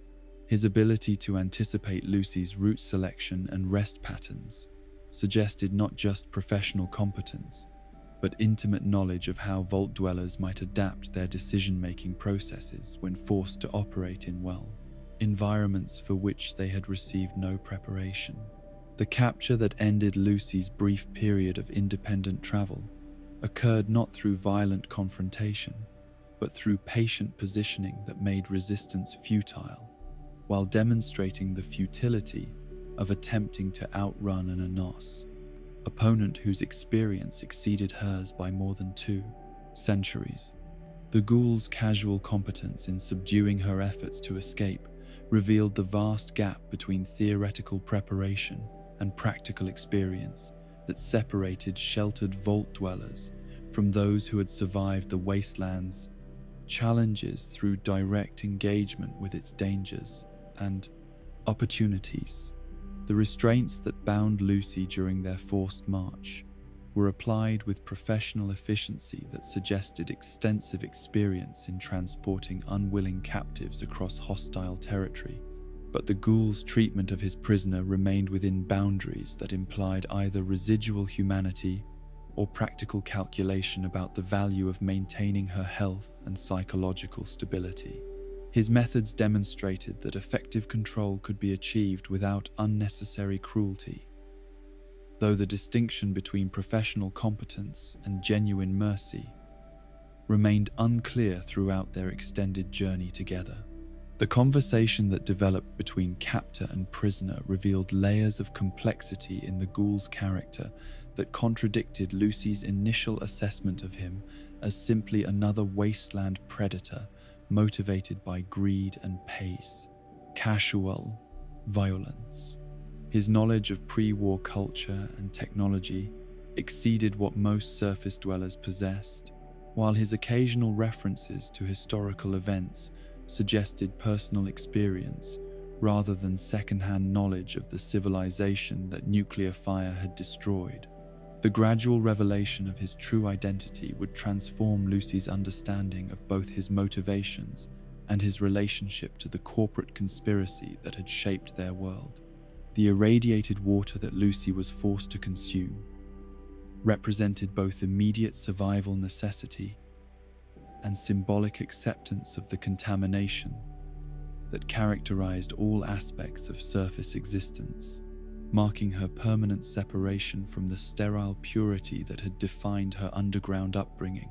The radiation that her Pip-Boy detected in every available water source made abstinence impossible for extended periods, while the physical effects of consuming contaminated liquids provided constant reminder of the environmental damage that pervaded every aspect of post-war life. The ghoul's casual consumption of water that would have been considered lethally dangerous by vault standards demonstrated the adaptations that long-term surface residents had forced upon his physiology, while his obvious health problems revealed that even successful adaptation came at costs that accumulated over time. His persistent cough and occasional weakness suggested that radiation exposure had consequences that could be managed but not eliminated, creating chronic conditions that influenced every aspect of daily survival in ways that vault dwellers had never been forced to consider. Roger's deteriorating condition when they encountered him in the abandoned house provided Lucy with her first direct observation of the fate that awaited ghouls who could not afford or access the chemical treatments that prevented their degeneration into mindless ferality. The former ghoul's desperate attempts to maintain coherent speech while his mind succumbed to radiation damage illustrated the razor-thin line between functional existence and complete psychological collapse that defined life for those whose bodies had been transformed by atomic contamination. The mercy killing that the ghoul performed for his former acquaintance challenged Lucy's understanding of both friendship and compassion in ways that vault philosophy had never been forced to address, revealing the harsh calculations that guided relationships between people who faced constant threats of painful death from causes that civilization had been designed to prevent. His matter-of-fact execution of someone who had once been a companion demonstrated the pragmatic brutality that long-term wasteland survival demanded from those who sought to preserve their own sanity while ending others' suffering. The cannibalization of Roger's remains that followed his death represented Lucy's introduction to survival practices that had evolved in response to resource scarcity and the breakdown of traditional prohibitions against consuming human flesh. The ghoul's systematic harvesting of useful materials from the corpse revealed not sadistic pleasure in desecration, but practical understanding that wasteland conditions made such utilization necessary for those who could not afford to waste resources that might mean the difference between survival and starvation. The disgust that Lucy expressed at witnessing such practices reflected normal human revulsion at activities that violated fundamental taboos about appropriate treatment of human remains, but her forced participation in the process marked another stage in her education about the compromises that surface survival demanded from those who sought to maintain both physical existence and psychological stability. The act of skinning human flesh for practical purposes challenged every assumption she had held about the boundaries between civilized behavior and animal necessity. The name recognition that occurred when Lucy introduced herself to the ghoul created the first indication of connections between her family's history and events that had occurred long before her birth, suggesting that her father's past contained elements that official vault records had never documented or explained. The ghoul's reaction to hearing McLean implied personal experience with members of her family rather than simple recognition of reputation, raising questions about relationships that predated the nuclear war by decades or centuries. The forced march that followed their initial encounter tested Lucy's physical endurance while providing the ghoul with opportunities to observe her adaptation to surface conditions and assess her potential value as both hostage and source of information about Vault society and technology. His occasional comments about her survival prospects revealed professional evaluation of her capabilities rather than simple intimidation, suggesting calculations about her usefulness that extended beyond immediate tactical considerations. The finger amputation that resulted from Lucy's attempt to escape demonstrated the ghoul's commitment to maintaining control through measured violence that conveyed serious intent without inflicting damage that would compromise her long-term utility. The surgical precision of the removal suggested medical knowledge that contradicted his apparent status as wasteland predator, while his immediate treatment of the wound revealed concern for her continued health that implied value beyond simple ransom or information extraction. The transaction at the organ harvesting facility revealed economic systems that had evolved in response to the medical needs of populations that lacked access to conventional healthcare, creating markets where human body parts were treated as commodities rather than sacred components of individual identity. The casual efficiency with which the operation processed living victims demonstrated how completely some post-war communities had abandoned ethical constraints that pre-war society had considered fundamental to human dignity. Lucy's horror at discovering her intended fate as unwilling organ donor reflected both personal fear of death and moral revulsion at systems that reduced human beings to collections of marketable parts. But her successful resistance to the harvesting operation marked her first effective use of violence to achieve objectives that negotiation and cooperation could not accomplish. The improvised weapons and tactics she employed demonstrated adaptability that exceeded what Vault education should have provided, suggesting either natural aptitude for combat or desperation-driven innovation that transcended formal training. The liberation of other prisoners that Lucy accomplished during her escape from the organ harvesting facility represented her first independent moral decision since leaving the Vault, choosing to extend assistance to strangers despite personal risk and without guarantee of reciprocal support. Her insistence on freeing all captives regardless of their condition revealed commitment to principles that surface pragmatism would have considered dangerously naive. But her success in implementing such idealism proved that moral behavior could achieve practical results even in hostile environments. The feral ghouls that Lucy inadvertently released during her rescue operation provided her with direct experience of the distinction between functional and non-functional radiation victims, demonstrating that good intentions could not overcome the reality that some forms of damage were too extensive to permit continued existence as recognizable human beings. Her forced killing of the attacking ghoul woman marked her transition from someone who had witnessed violence to someone who had personally inflicted death in defense of her own survival. The psychological transformation that Lucy underwent during her captivity and eventual escape reflected not just adaptation to immediate threats, but fundamental alteration of her worldview and self-concept in ways that would influence every subsequent decision she made about appropriate responses to conflict and cooperation.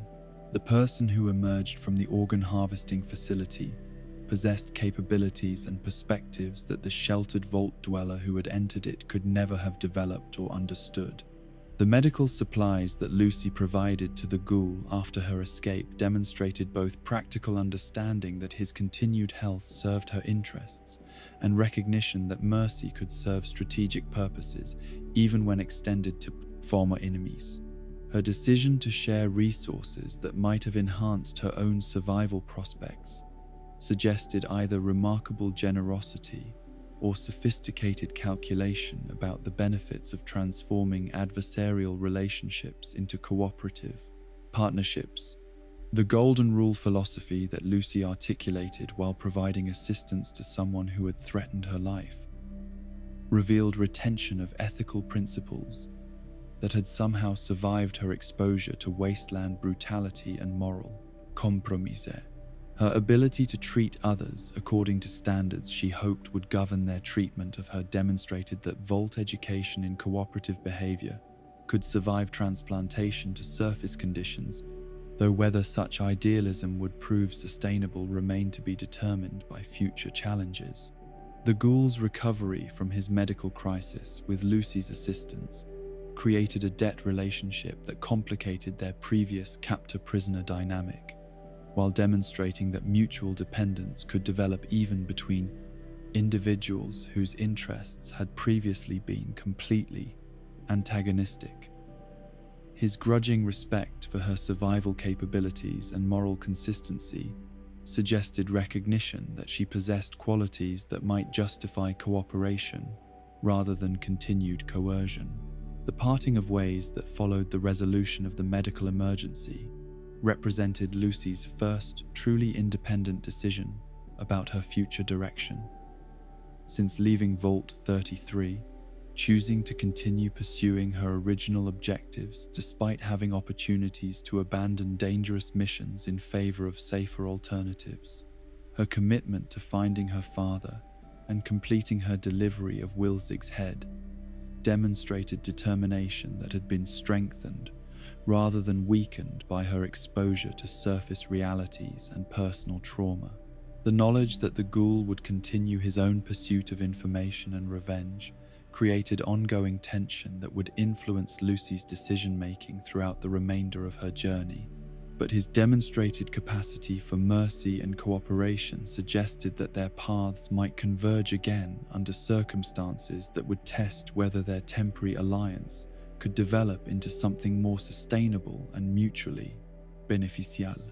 The wasteland that stretched ahead of Lucy as she resumed her solitary journey toward whatever destination might provide answers about her father's fate and her family's history bore the permanent scars of nuclear devastation, while also showing signs of recovery and adaptation that suggested the possibility of genuine renewal rather than simple survival among ruins.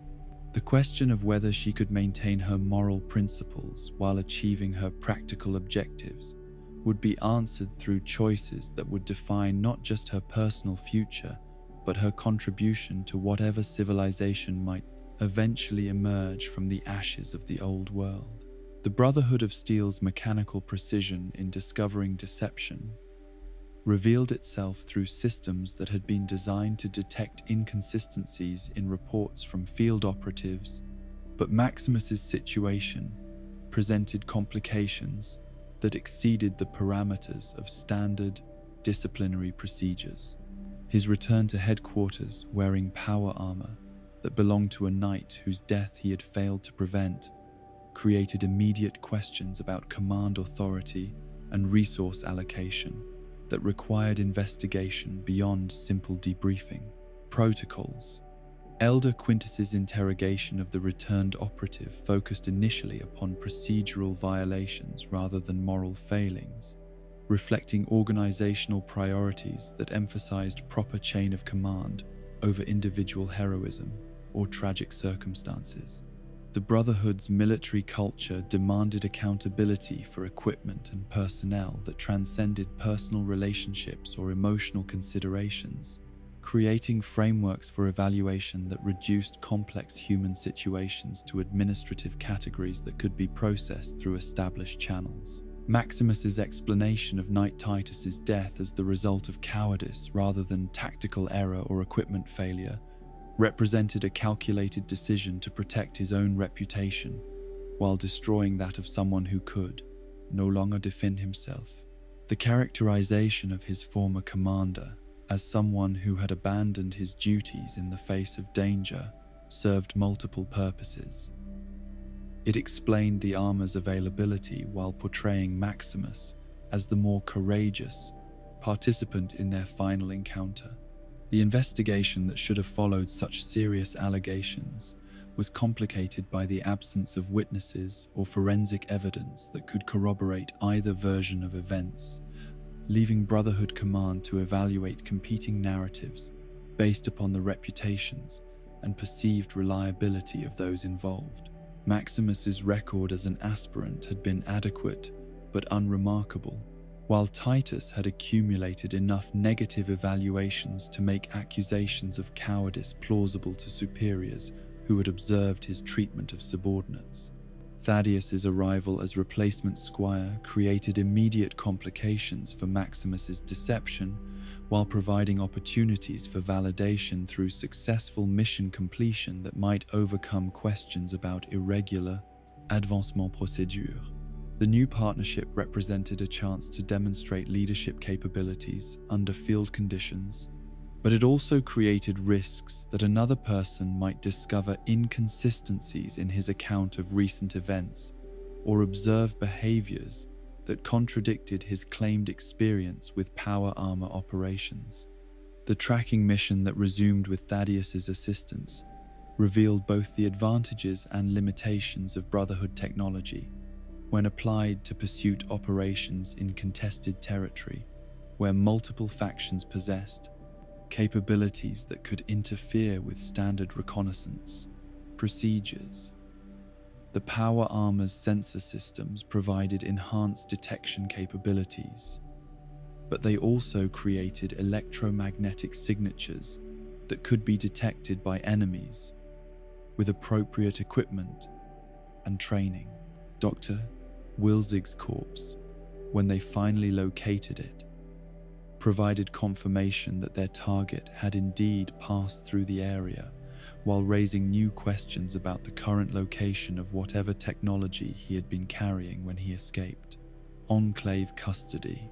The condition of the remains suggested that death had occurred recently enough to make continued pursuit viable, but the missing head indicated that someone else had recognized the value of preserving access to whatever secrets the scientist had been protecting.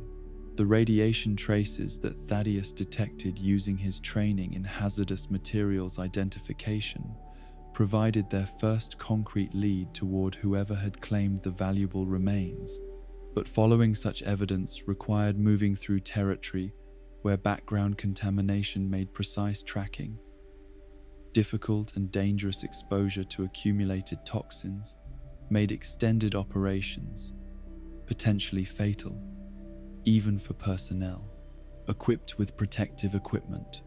The discovery that they were following not just the scientist's remains but also an active ghoul whose radiation signature exceeded normal parameters transformed their mission from simple recovery operation to active pursuit of a dangerous adversary whose capabilities and intentions remained unknown. Ghouls possessed enhanced resistance to environmental hazards, but also unpredictable psychological states that could make negotiations impossible. and combat unavoidable. Thaddeus's competence in both technical analysis and tactical planning exceeded what Maximus had expected from someone assigned as his subordinate, creating opportunities for successful mission completion, while also generating insecurity about his own qualifications for leadership positions that he had obtained through deception rather than demonstrated merit. The younger man's obvious skills made their partnership more effective, while simultaneously highlighting deficiencies in Maximus's own preparation for command responsibilities. The river crossing that brought them into contact with the mutated creatures that inhabited contaminated waterways provided both tactical challenges and opportunities for Maximus to demonstrate the combat effectiveness that justified his possession of advanced equipment. The power armor's protection systems enabled him to engage threats that would have been fatal to unprotected personnel, but its bulk and weight created mobility limitations that required careful tactical positioning to overcome. The giant fish that had claimed Dr. Wilzig's head as food represented the kind of environmental hazard that had evolved in response to nuclear contamination, creating creatures whose size and aggression exceeded their pre-war ancestors, while their habitat in irradiated waters made approaching them dangerous, even for personnel equipped with protective gear. The challenge of retrieving valuable items from such predators required not just firepower, but tactical innovation that standard training had not anticipated. Maximus's success in killing the creature and recovering the head represented both personal validation of his combat abilities and practical achievement that would justify his irregular advancement to Brotherhood command.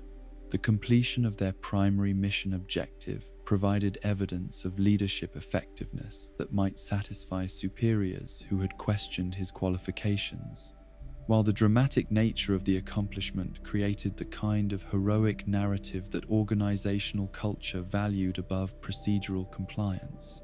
Lucy's emergence from the wasteland during the aftermath of their battle with the mutated fish created an unexpected opportunity for cooperation between Brotherhood forces and Vault dwellers whose existence had been largely theoretical to most surface organizations.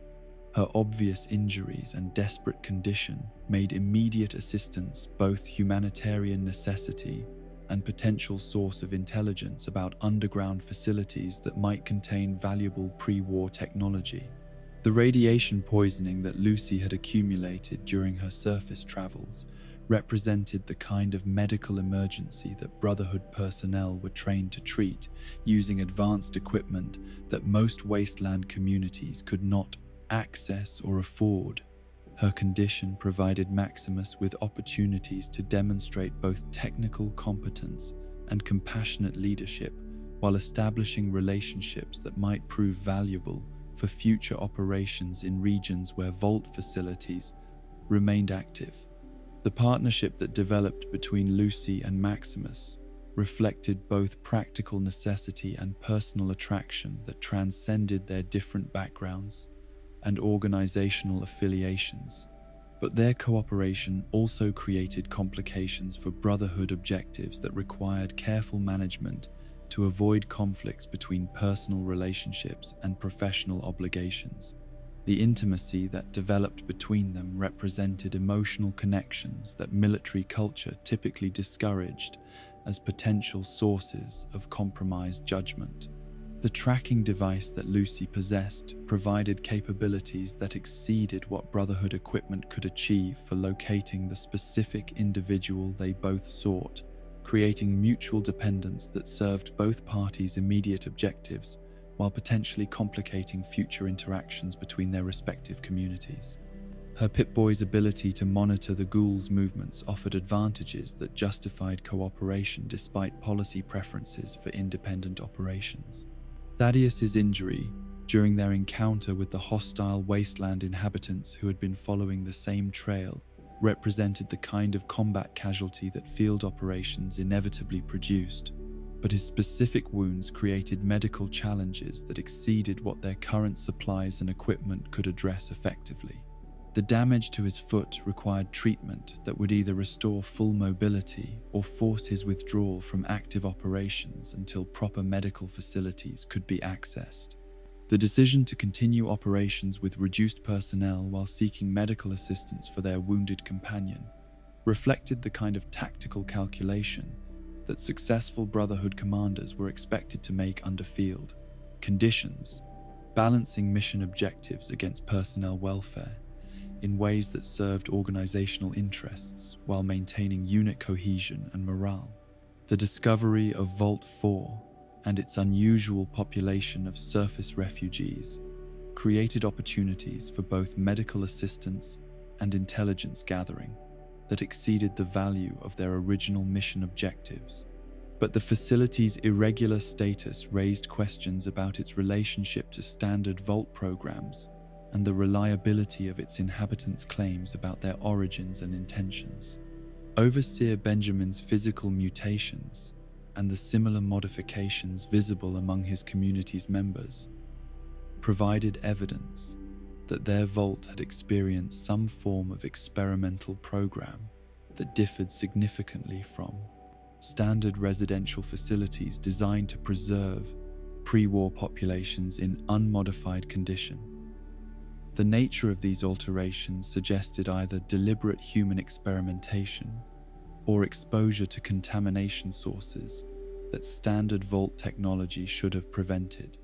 The medical facilities that Vault 4 provided for treating both Lucy's radiation exposure and Maximus's various injuries demonstrated technological capabilities that exceeded what most wasteland communities possessed, while remaining inferior to pre-war standards that fully equipped Brotherhood installations could maintain.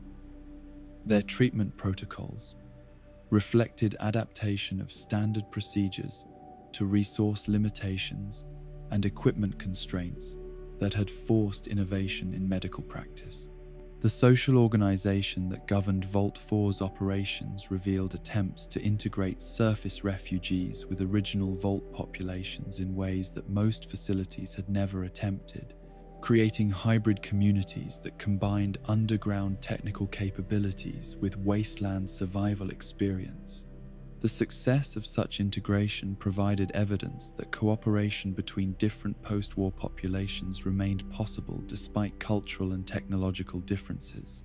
The restrictions that prevented access to certain areas of the facility suggested either security concerns about sensitive equipment or concealment of activities that the community's leadership preferred to keep private from visitors, whose loyalties and intentions remained uncertain. Level 12's prohibition created curiosity that would eventually lead to discoveries about the Vault's true nature and history. Lucy's investigation of the forbidden areas revealed evidence of scientific experimentation that had been conducted upon human subjects without their consent, creating ethical violations that contradicted the humanitarian principles that Vault society claimed to represent. The cryogenic preservation systems and research equipment suggested programs that treated human beings as laboratory specimens rather than individuals deserving of dignity and autonomy.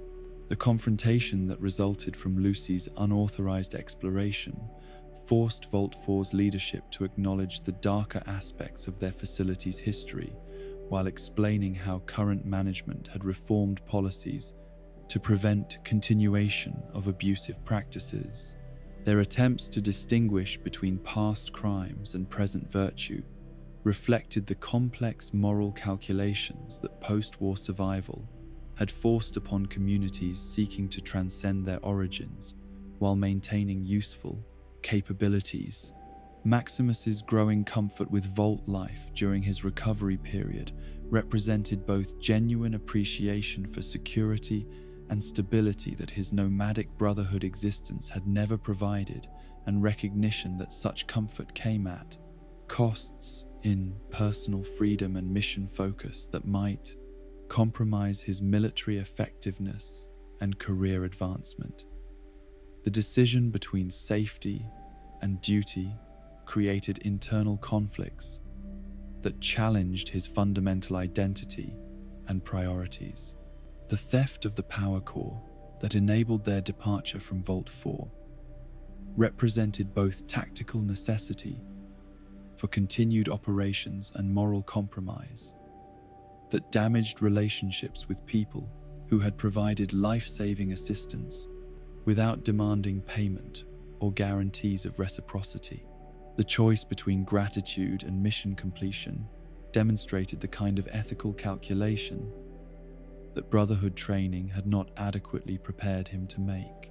Lucy's guilt about the theft and its consequences for Vault 4's survival capabilities reflected ethical standards that had remained intact despite her exposure to wasteland brutality and moral complexity. But her inability to prevent Maximus's decision revealed the limitations of idealism when confronted with practical necessities that served larger objectives beyond individual relationships or community welfare. The continuation of their mission with stolen equipment and damaged relationships created psychological burdens that would influence their subsequent decisions, while providing capabilities necessary for achieving objectives that justified moral compromises. The power armor's restoration to full functionality enabled operations that would otherwise have been impossible, but the cost in personal integrity and community trust created debts that might eventually require repayment. Thaddeus's transformation from human to ghoul through the snake oil salesman's deceptive treatment represented both medical tragedy and inadvertent opportunity for understanding the psychological adjustments that such physical changes required from individuals who retained their mental faculties while losing their human appearance and social acceptance. His horror at discovering his altered condition reflected normal human attachment to familiar identity while demonstrating the arbitrary nature of such transformations.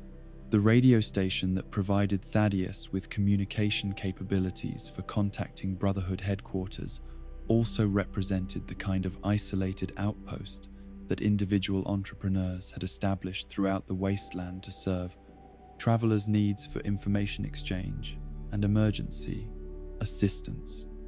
Such facilities survived through careful neutrality and defensive preparations that discouraged interference from competing factions.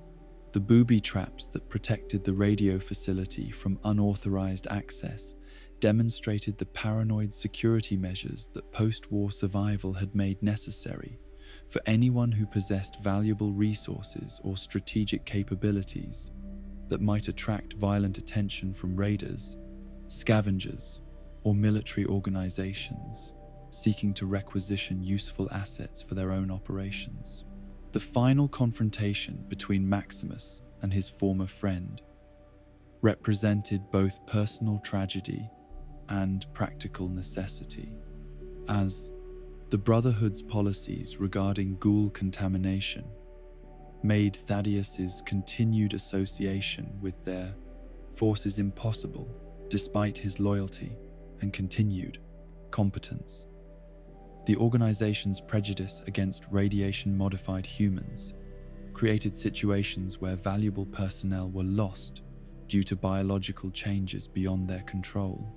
The deception that allowed Lucy to escape with the real artifact while providing Maximus with plausible mission completion reflected both tactical innovation and personal loyalty that transcended organizational obligations, demonstrating that individual relationships could motivate cooperation that official policies would have prohibited. The fake head substitution required careful coordination and mutual trust that had developed through shared hardships and common objectives. The kiss that sealed their partnership represented both romantic connection and recognition that their paths would likely diverge despite mutual affection and shared experiences that had created bonds stronger than their different backgrounds and conflicting loyalties should have permitted. Their relationship demonstrated that human connections could transcend institutional boundaries while remaining vulnerable to external pressures that individual choice could not overcome.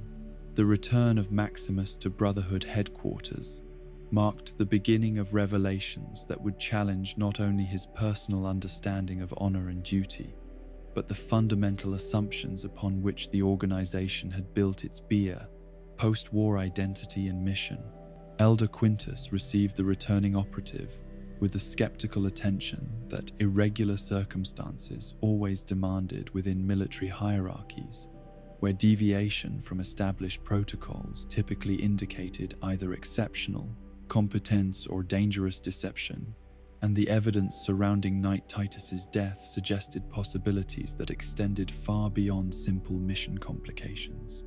The interrogation that followed Maximus's arrival proceeded according to procedures designed to extract truth from personnel who might have reasons to conceal their actions or motivations, but the complexity of what had transpired in the wasteland exceeded the Brotherhood's standard frameworks for evaluating field operations. The power armor that Maximus wore belonged to a knight whose authority he had never been granted permission to assume, while his explanation of events required accepting either remarkable heroism under impossible circumstances or systematic deception that implicated him in violations serious enough to warrant execution. Elder Quintus's growing suspicion of Maximus reflected not just concern about specific incidents, but recognition that the organization's internal culture had created conditions where ambitious aspirants might resort to extreme measures to advance their careers within systems that offered limited opportunities for legitimate progression. The competitive environment that had been designed to select the most capable candidates for knight status had also created incentives for behavior that contradicted the values of honor and mutual support that the Brotherhood claimed to represent. The damaged head that Maximus presented as evidence of mission completion represented either proof of exceptional dedication under adverse conditions or elaborate deception designed to conceal failure while claiming credit for achievements that others had accomplished. The artifact's condition made verification difficult, while its obvious importance to organizational objectives created pressure to accept incomplete evidence rather than delay operations that might prevent competitors from gaining advantages in the broader struggle for technological supremacy. Dane's intervention on Maximus's behalf revealed both personal loyalty and institutional knowledge about the psychological pressures that Brotherhood training placed upon aspirants who sought advancement within systems that demanded perfection while providing inadequate support for individuals who struggled with the emotional and physical challenges of post-war military service. The confession of self-inflicted injury demonstrated how fear and desperation could drive otherwise honorable people to make choices that violated both personal integrity and organizational trust. The private conference between Elder Quintus and Maximus that followed the public interrogation represented an opportunity for honest discussion about Brotherhood politics and strategic objectives that could not be addressed through official channels designed to maintain organizational unity and morale.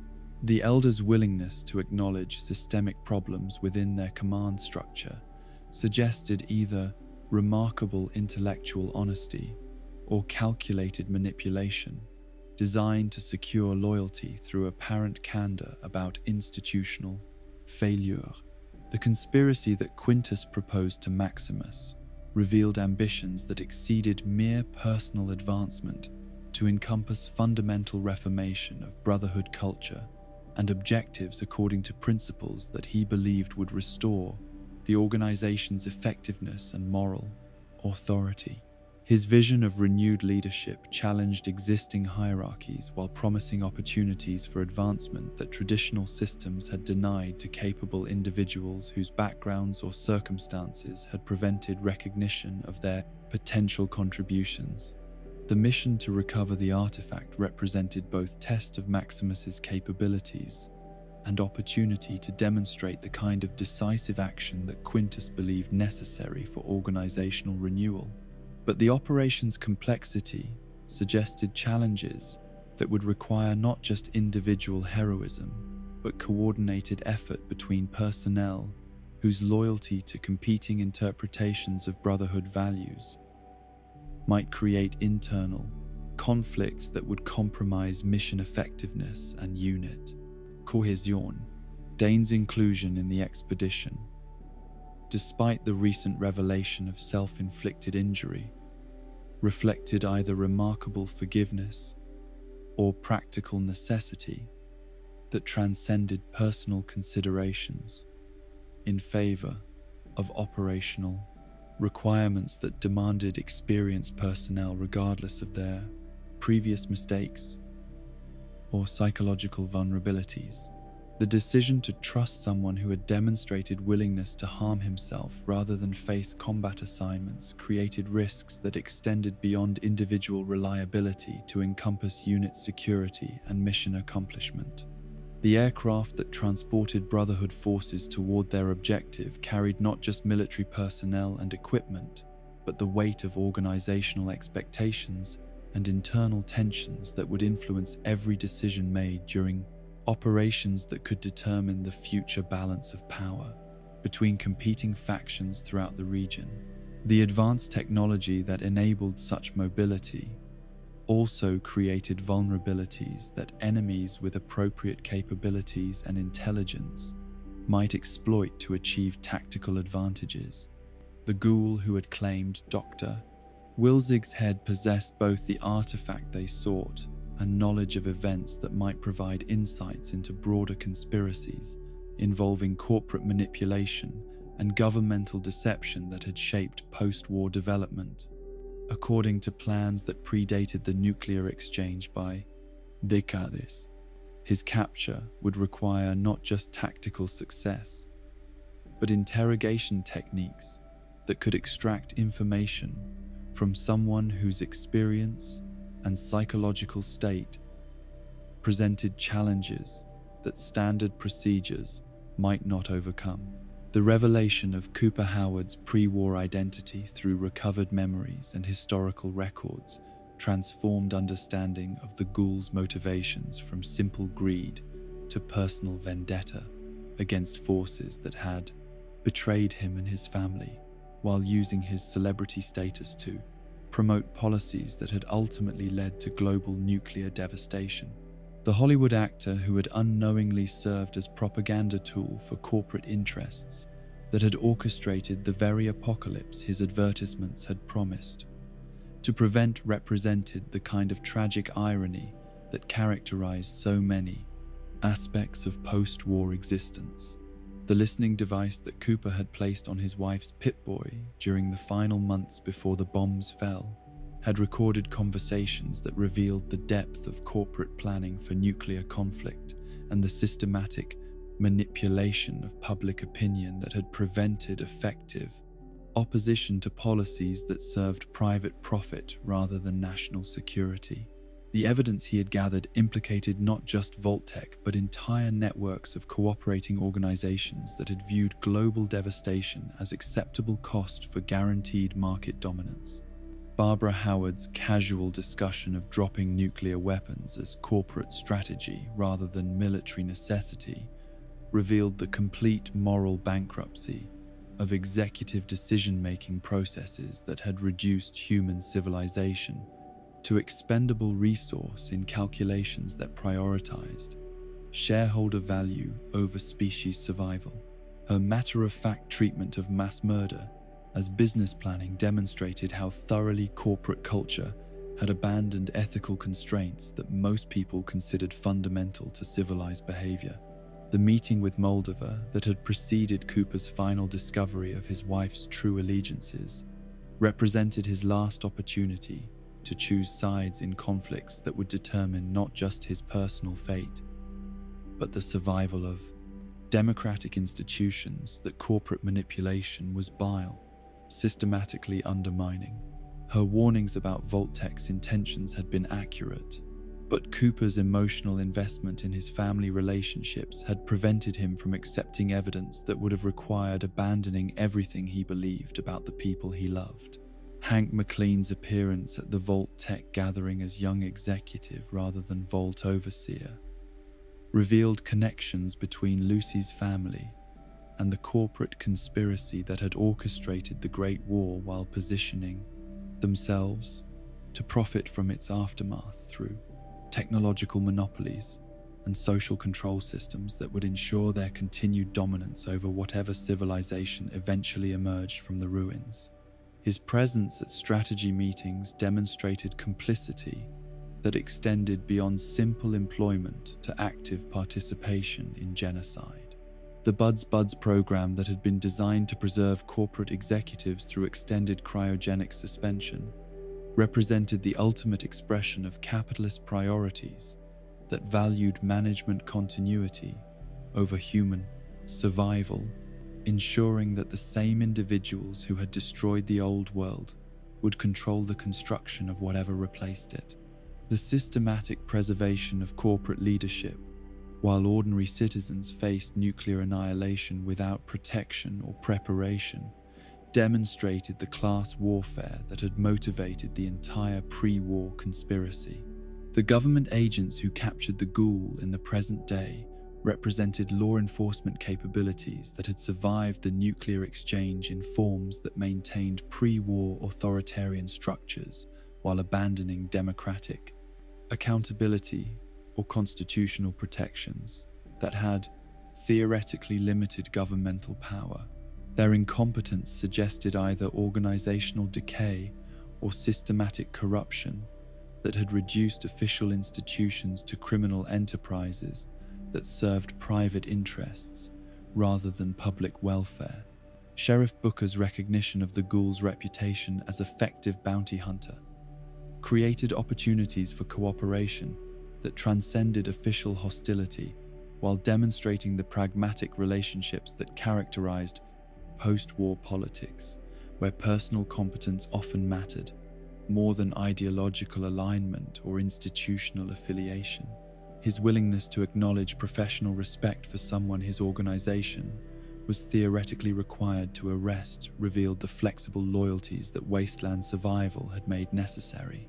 The escape from government custody that the ghoul accomplished through systematic elimination of his captors demonstrated both his continued combat effectiveness and his willingness to employ extreme violence against representatives of, quote, authority that he considered illegitimate due to their connections to the same governmental and corporate systems that had betrayed him and his family.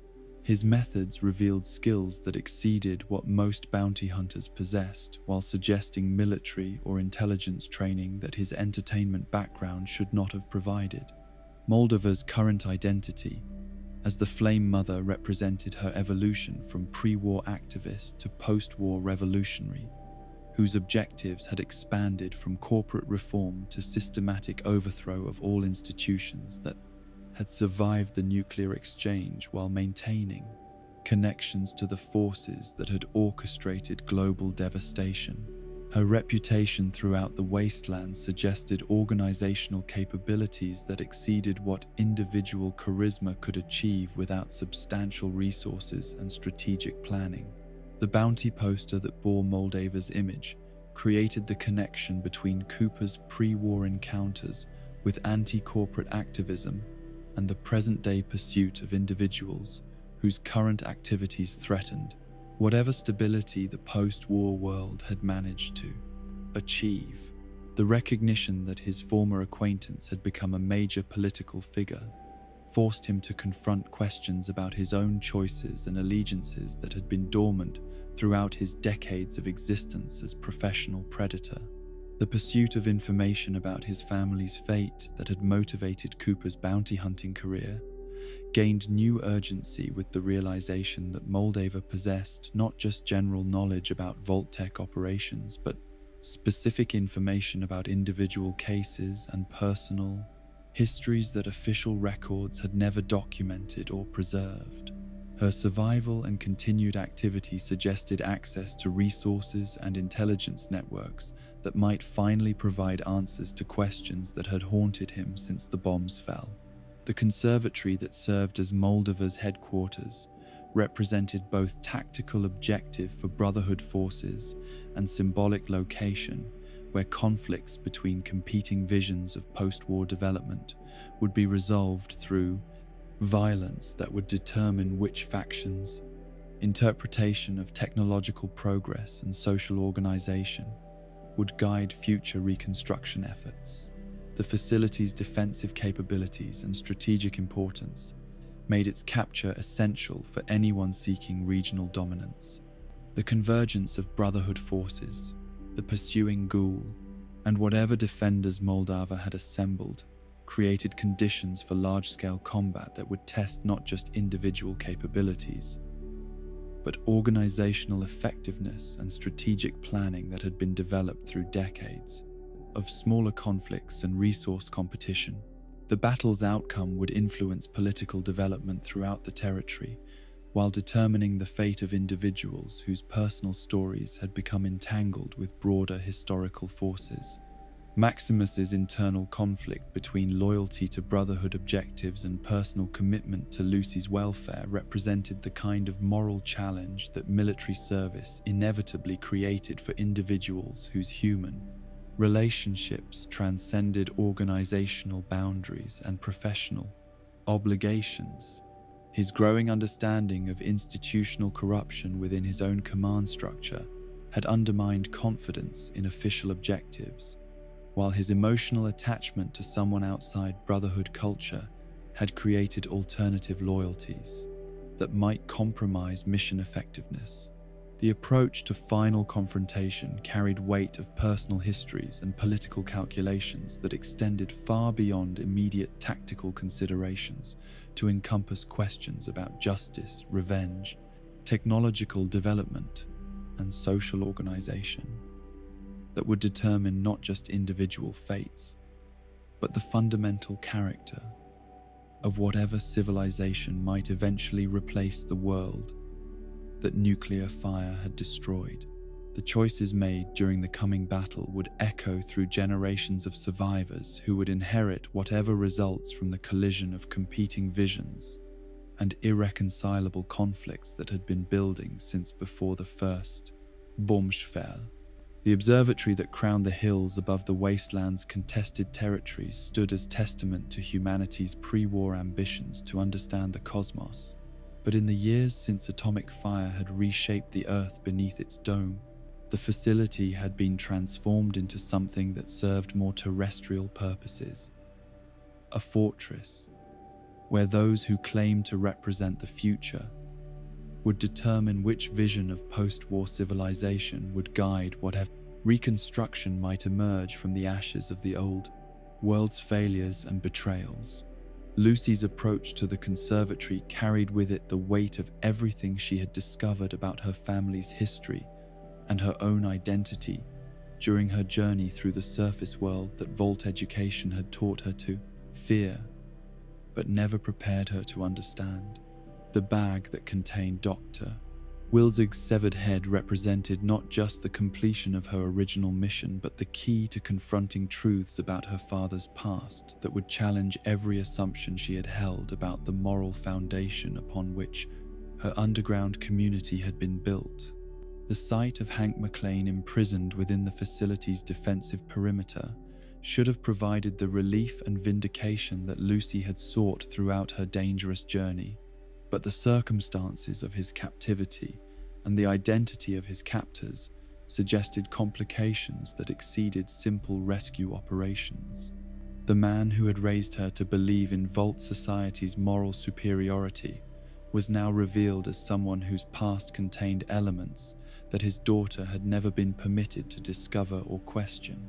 Moldava's presence as architect of both the conservatory's current purpose and Hank's current predicament represented the convergence of historical forces that had been set in motion decades before Lucy's birth, when corporate conspiracy and governmental complicity had created conditions that made nuclear war inevitable, while ensuring that those responsible would survive to shape whatever civilization eventually replaced the one they had destroyed. The woman who had orchestrated the assault on Vault 33 possessed knowledge and authority that extended far beyond simple raider leadership. The artifact extraction from Dr. Wilzig's preserved head proceeded with scientific precision that revealed sophisticated understanding of the technology involved and its potential applications for achieving objectives that transcended immediate tactical advantages. The cold fusion device that emerged from the dead scientist's neck represented not just advanced energy production, but the possibility of transforming wasteland survival from desperate scavenging to sustainable development that could support genuine civilization rather than mere existence. Among ruins, the revelation of Lucy's true family history began with questions about her mother's fate and motivations that official vault records had never adequately explained. But Moldaver's systematic deconstruction of decades of careful deception revealed patterns of corporate manipulation and personal betrayal that had shaped every aspect of Lucy's understanding of her own identity and moral obligations. The woman she had been taught to remember as devoted wife and mother had actually been someone whose curiosity and intelligence had led her to discoveries that threatened the entire system of control and deception that governed Vault society. Rose McLean's investigation into water supply irregularities had been motivated by the same analytical thinking that Lucy had inherited, but her conclusions about surface civilization's recovery had contradicted official policies that required Vault residents to believe that they alone represented humanity's hope for future renewal. The discovery that thriving communities existed above ground challenged the fundamental justification for underground isolation while suggesting that Vault society's real purpose served interests other than human survival and flourishing. The confrontation between Rose and Hank over surface contact had represented more than marital disagreement about appropriate responses to unexpected information. It had been a conflict between competing visions of Vault society's relationship to the broader world and the moral obligations that such relationships created for individuals who possessed knowledge that their communities were being systematically deceived about external conditions and possibilities. Rose's decision to escape Vault 33 with her children had been motivated not by rejection of underground safety, but by recognition that such safety came at costs in truth and freedom that she considered unacceptable for people she loved, while Hank's pursuit of his fleeing family had been driven not by paternal concern, but by institutional loyalty that placed organizational objectives above individual welfare and autonomous choice. The discovery of Shady Sands and its thriving population of 34,000 survivors had provided Rose with evidence that contradicted everything Vault propaganda had taught about surface conditions and possibilities. But her attempts to share this information with her husband had been met with systematic denial that reflected not ignorance, but policy decisions that required Vault populations to remain ignorant of alternatives to corporate-controlled existence. The nuclear destruction of Shady Sands had been orchestrated not by foreign enemies or random raiders, but by Vault Tech personnel acting according to corporate policies that treated independent communities as competitive threats, requiring elimination rather than cooperative partners, deserving support and recognition. The systematic murder of 34,000 innocent people had been justified through business calculations that prioritized market control over human welfare in ways that revealed the complete moral bankruptcy of institutional leadership. Hank's participation in genocide had been motivated not by personal hatred or psychological dysfunction, but by professional loyalty to organizational objectives that classified human communities according to their usefulness for corporate purposes rather than their intrinsic value as expressions of human creativity and social cooperation. His willingness to destroy an entire city to prevent competition demonstrated the extent to which institutional indoctrination could override normal ethical constraints that most people considered fundamental to civilized behavior. The preservation of Rose McLean's consciousness within her radiation-damaged body represented both scientific achievement and moral horror that demonstrated Vault-Tech's willingness to experiment upon unwilling subjects in ways that violated every principle of medical ethics and human dignity. Her survival, as conscious observer of her own physical deterioration, had been designed not to preserve her life, but to create evidence of corporate capabilities that might prove useful for future operations involving similar experimental subjects.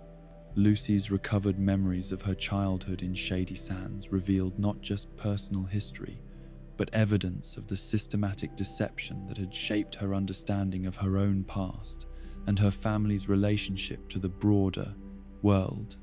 The suppression of these memories had been necessary to maintain Vault Society's ideological coherence, while preventing questions about official policies that might have led to broader recognition of institutional corruption and systematic betrayal of humanitarian principles.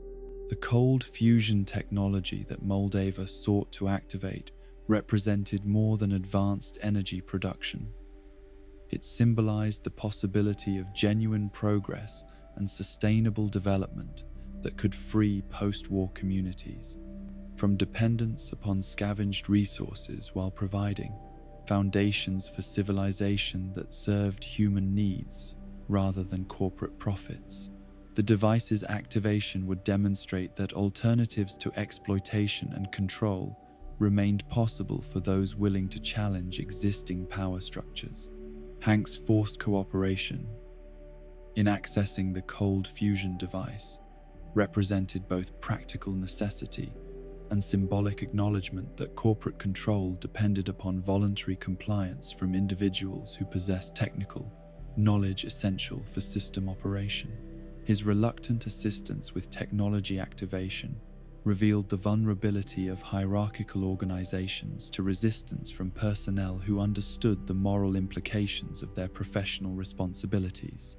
The Brotherhood's assault upon the conservatory proceeded according to tactical doctrines that emphasized overwhelming firepower and rapid objective completion, but their approach revealed institutional priorities that placed technological acquisition above humanitarian concerns, or ethical consideration of civilian casualties that might result from military operations in populated areas.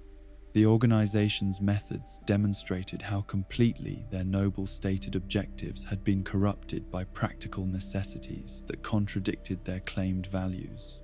The ghouls' infiltration of the battle represented not just individual combat capability, but the convergence of personal vendetta with broader historical justice that demanded accountability for crimes that official institutions had systematically ignored or concealed.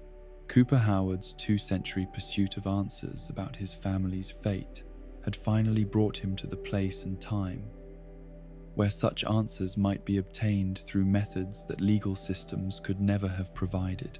The three-way battle that erupted within the conservatory brought together representatives of every major faction that claimed authority over post-war development, creating conditions where competing visions of technological progress and social organization would be tested through violence that would determine which interpretation of human advancement would guide future reconstruction efforts. The combat's outcome would influence regional politics while resolving personal conflicts that had been building across generations of survivors. Maximus's attempt to rescue both Lucy and her father reflected personal loyalty that transcended organizational objectives, while demonstrating the moral confusion that resulted when individual relationships conflicted with institutional demands for absolute obedience to command authority. His willingness to free someone who had committed genocide revealed either remarkable compassion or dangerous naivety about the consequences of allowing war criminals to escape justice and continue their destructive activities. Lucy's horror at learning the full extent of her father's crimes created psychological trauma that exceeded anything her surface experiences had inflicted, forcing her to confront not just external dangers, but the realization that the person she had most trusted and admired had been responsible for atrocities that contradicted everything she had been taught to value about human dignity and moral behavior. The discovery that her childhood memories had been systematically suppressed to maintain family relationships based upon deception added layers of betrayal that challenged her fundamental understanding of truth and identity. Hank's escape in stolen Brotherhood power armor demonstrated both his continued technical competence and his complete lack of remorse for actions that had caused immeasurable suffering to innocent people whose only crime had been achieving the kind of successful community development that corporate policies required to be destroyed. His flight with advanced military equipment revealed ongoing access to resources and capabilities that would enable him to continue threatening anyone who challenged Vault-Tech's vision of post-war social organization. The ghoul's decision to allow Hank's escape rather than killing him immediately reflected strategic thinking that prioritized information extraction over immediate satisfaction of vengeance desires. While his explanation that wounded animals were easier to track than dead ones suggested hunting experience that would enable him to maintain pursuit until circumstances permitted more thorough interrogation about the fate of his own family members. Lucy's choice to accompany the ghoul in pursuit of her father represented both rejection of her previous life and acceptance of responsibility for confronting family crimes that she had been prevented from understanding or addressing through official channels that had been designed to protect perpetrators rather than serve victims or prevent future atrocities. Her decision to leave behind everything familiar demonstrated courage that exceeded what Vault education should have developed. The mercy killing of her mother represented Lucy's final acceptance that some forms of damage could not be healed, and that compassion sometimes required ending suffering rather than preserving life that had become unbearable. Torture. The act of shooting Rose McLean freed both mother and daughter from obligations that could not be fulfilled, while acknowledging that love sometimes demanded choices that contradicted normal moral frameworks about the sanctity of human existence. Moldova's successful activation of the cold fusion device represented both tactical victory and symbolic demonstration that technological progress could serve humanitarian objectives rather than corporate profits, when control was transferred from institutional hierarchies to individuals whose motivations prioritized collective welfare over personal advancement. The unlimited clean energy that began flowing through regional power networks provided immediate practical benefits while suggesting possibilities for genuine civilization rather than mere survival among ruins. The Brotherhood's claim of victory, despite their failure to prevent the cold fusion activation, revealed organizational priorities that valued symbolic achievements over practical results, while maintaining hierarchical structures that rewarded loyalty to command authority more than actual accomplishment of stated objectives. Maximus's elevation to knight status demonstrated how completely institutional culture had been corrupted by political considerations that contradicted merit-based advancement policies. Moldova's death, following the successful completion of her primary mission, represented both personal sacrifice and recognition that individual survival was less important than achieving objectives that would benefit future generations of survivors who might build upon the foundations that current struggles had established. Her willingness to die for principles that transcended personal welfare demonstrated the kind of moral commitment that official institutions claim to represent but rarely practiced. The transformation of the wasteland through unlimited energy access created new possibilities for technological development and social organization that could either repeat pre-war mistakes or establish different relationships between human communities and the natural environment that had been so severely damaged by previous conflicts and resource extraction policies. The power that now flowed through abandoned infrastructure represented both opportunity and responsibility for choices that would determine whether post-war civilization would transcend the failures that had led to global nuclear devastation. The convergence of personal vendettas and historical justice at the conservatory had resolved some conflicts while creating new tensions that would influence future development throughout the region as survivors attempted to build communities that could maintain technological capabilities while avoiding the moral corruption that had characterized pre-war corporate and governmental institutions. The battle's aftermath would echo through generations of people whose choices about cooperation and competition would determine humanity's ultimate success in creating sustainable civilization. The aftermath of Moldova's death settled over the conservatory like radioactive dust, finding its way into every crevice and corner, carrying with it the weight of revelations that had transformed simple family rescue into something approaching historical reckoning, with crimes that stretched back across generations of systematic deception and corporate manipulation. Lucy's final act of mercy toward her mother had severed more than just Rose McLean's connection to her tortured existence. It had cut the last threads that bound Lucy to the innocent worldview that Vault education had been designed to preserve against exactly the kinds of truths that now demanded acknowledgement and response. The decision to accompany the ghoul in pursuit of her fleeing father represented not just rejection of her previous life, but acceptance of responsibility for confronting family crimes that official institutions had been designed to conceal, rather than address through legitimate channels of justice or accountability.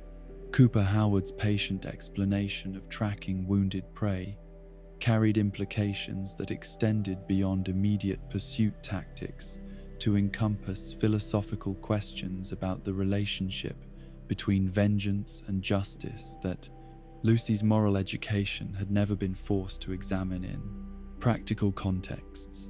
The revelation that everything in her life had been planned over 2 centuries earlier by corporate executives who had viewed human civilization as expendable resource in calculations that prioritized market control over species survival challenged not just her understanding of her family's history, but her fundamental assumptions about free will and individual agency in systems designed to produce predetermined outcomes.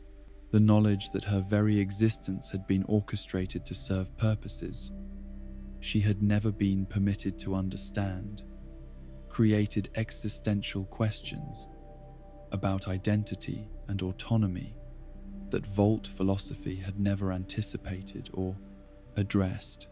Maximus's unconscious state following the battle's conclusion spared him the immediate necessity of choosing between personal loyalty and organizational obligation, but his eventual awakening would force decisions about whether his commitment to Lucy transcended his duties to the Brotherhood and whether his recent elevation to knight status carried moral responsibilities that conflicted with his emotional attachments. The power armor that had enabled his heroic interventions also symbolized the institutional authority that might require him to pursue objectives that contradicted his personal relationships and individual conscience. The unlimited energy that began flowing through the wasteland's electrical infrastructure represented both practical achievement and symbolic demonstration that technological progress could serve humanitarian objectives rather than corporate profits when control was transferred from hierarchical institutions to individuals whose motivations prioritized collective welfare over personal advancement. The lights that flickered to life throughout abandoned settlements created possibilities for genuine civilization rather than mere survival among ruins. But they also created new forms of power that would require careful stewardship to prevent repetition of pre-war mistakes. Moldaver's final words about infinite power and its potential uses carried warnings that reflected her lifetime of experience with both corporate corruption and revolutionary violence, suggesting that even beneficial technologies could be corrupted by institutional priorities that placed control over service and hierarchy over cooperation. Her question about what the Brotherhood would do with unlimited energy implied recognition that good intentions could be overwhelmed by organizational cultures that transformed noble objectives into oppressive systems through gradual corruption of original principles. The acclamation of Maximus as knight by his Brotherhood colleagues represented both recognition of his combat achievements and acceptance of deceptions that had enabled his advancement through irregular channels, creating contradictions between official merit-based promotion policies and practical politics that rewarded successful outcomes regardless of the methods used to achieve them. His elevation demonstrated how completely institutional culture had been shaped by expedience rather than the principled adherence to ethical standards that organizational propaganda claimed to maintain. The responsibility that accompanied Maximus's new authority would require decisions about how Brotherhood power should be used in regions where unlimited energy access had created possibilities for either genuine progress or renewed exploitation, depending upon the priorities and values that guided technological development and social organization. His choices about cooperation versus dominance would influence whether post-war reconstruction served broad humanitarian objectives or narrow factional interests that might recreate pre-war conditions under different management structures. The departure of Lucy and the ghoul toward whatever destination Hank had chosen for his refuge created new partnerships between individuals whose backgrounds and motivations differed radically, but whose commitment to confronting historical injustices transcended personal differences about methods and objectives. Their alliance represented the kind of cooperation between former enemies that post-war reconstruction would require if humanity was to avoid repeating the cycles of conflict and exploitation that had led to global nuclear devastation. The city that appeared on their horizon as they followed Hank's trail suggested destinations that possessed both defensive capabilities and symbolic importance that exceeded mere tactical considerations, implying connections to power structures and resource networks that had survived the nuclear exchange while maintaining influence over post-war development according to plans that predated the atomic catastrophe by decades. The metropolitan skyline represented either sanctuary for war criminals or fortress that would require siege operations to penetrate. Meanwhile, in the depths of Vault 31, Norm MacLean's exploration of forbidden territories revealed truths about his community's origins and purposes that challenged every assumption he had held about Vault Society's relationship to the broader world and the moral foundations upon which their underground civilization had been constructed. The cryogenic chambers that contained Vault Tech executives in suspended animation represented not emergency preservation of valuable personnel, but systematic preparation for corporate control over post-war reconstruction efforts. Bud Askins and the Buds program embodied the ultimate expression of capitalist arrogance that had motivated pre-war corporate policy, preserving management personnel while allowing ordinary citizens to face nuclear annihilation without protection or preparation.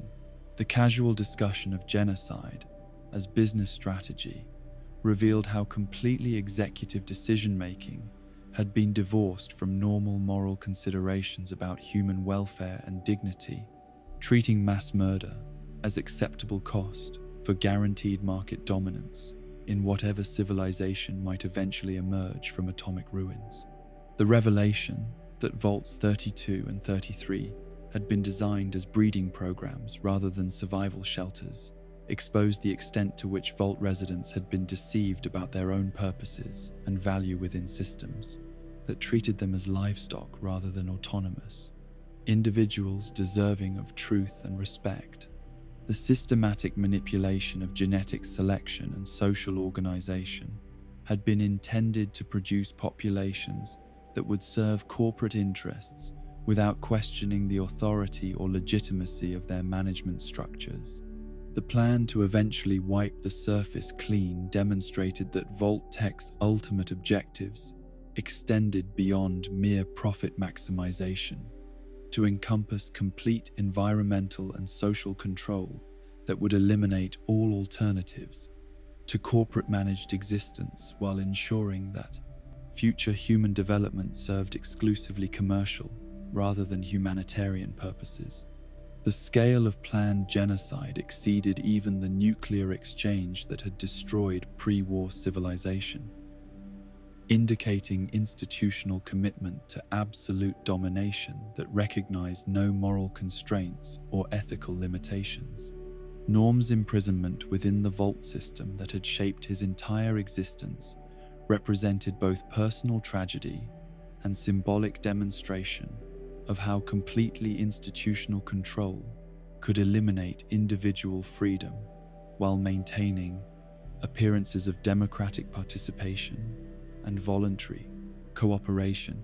His confinement to his father's cryogenic pod created ironies about family legacy and generational responsibility that reflected broader patterns of inherited complicity in systems that perpetuated injustice through structural mechanisms rather than individual malice. The choice between comfortable ignorance and dangerous knowledge that Norm faced in his final moments of freedom echoed decisions that every generation of Vault dwellers had been prevented from making through systematic deception about their circumstances and alternatives. The robot's casual discussion of centuries-long imprisonment revealed institutional attitudes about human dignity and autonomy that reduced individual lives to administrative inconveniences requiring management rather than moral considerations deserving respect and protection. The isolation that would characterize Norm's future existence paralleled his sister's journey toward understanding and confronting family crimes, but his confinement within systems designed to preserve corporate control contrasted sharply with Lucy's escape into wasteland environments, where individual choice remained possible despite environmental dangers and social chaos that made survival challenging and uncertain.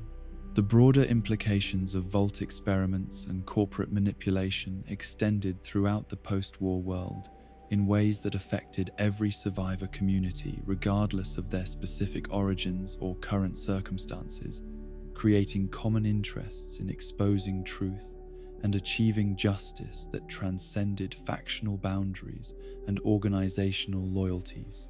The recognition that pre-war corporate conspiracy had shaped post-war development according to predetermined plans suggested that genuine freedom would require systematic dismantling of inherited power structures rather than simple reform of existing institutions.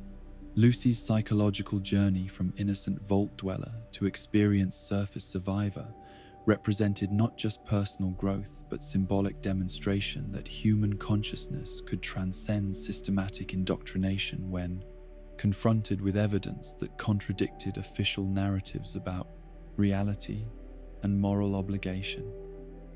Her willingness to abandon security for truth and comfort for justice provided examples of courage and principle that could inspire others facing similar choices between complicity and resistance. The ghoul's patient pursuit of answers that had eluded him for over 2 centuries demonstrated that some forms of justice required generational commitment and systematic effort that could not be achieved through individual action alone, but demanded cooperation between people whose different experiences and capabilities could complement each other in ways that served broader objectives than personal satisfaction or immediate relief from suffering. Maximus's position within Brotherhood hierarchy created opportunities for either perpetuating institutional patterns that had characterized post-war faction politics or implementing changes that could transform military organizations into genuine servants of humanitarian progress rather than competitors for technological dominance and territorial control. His choices about leadership style and organizational priorities would influence whether advanced capabilities served broad public welfare or narrow elite interests that might recreate pre-war conditions under different management structures. The unlimited energy that now flowed through wasteland communities provided practical foundations for genuine civilization rather than mere survival among ruins. But its benefits would depend upon political and social decisions about distribution and control that could either democratize prosperity or concentrate power in ways that replicated pre-war inequalities under post-war conditions. The technology itself was morally neutral, but its applications would reflect the values and priorities of whatever institutions gained control over its development and deployment. The convergence of personal vendettas and historical justice that had brought multiple factions together at the conservatory represented broader patterns of conflict and cooperation that would characterize post-war development as survivors attempted to build communities that could maintain technological capabilities while avoiding the moral corruption that had characterized pre-war corporate and governmental institutions. The success of such efforts would depend upon individual choices about cooperation versus competition that would determine humanity's ultimate success in creating sustainable civilization. The wasteland that stretched ahead of Lucy and Cooper as they pursued Hank toward whatever confrontation awaited them in distant cities bore the permanent scars of nuclear devastation, while also showing signs of recovery and adaptation that suggested possibilities for genuine renewal rather than simple restoration of pre-war patterns under different management. Their partnership represented the kind of cooperation between different generations and backgrounds that post-war reconstruction would require if humanity was to transcend the failures that had led to global catastrophe. The questions that remained unanswered about corporate conspiracy and governmental complicity in nuclear warfare created ongoing obligations for survivors who had gained access to suppressed information about historical crimes and place continuing threats to human freedom and dignity. The knowledge that Lucy and Cooper possessed carried responsibilities that extended beyond personal satisfaction to encompass broader duties toward truth, justice, and prevention of future atrocities that might result from allowing war criminals to escape accountability for their actions.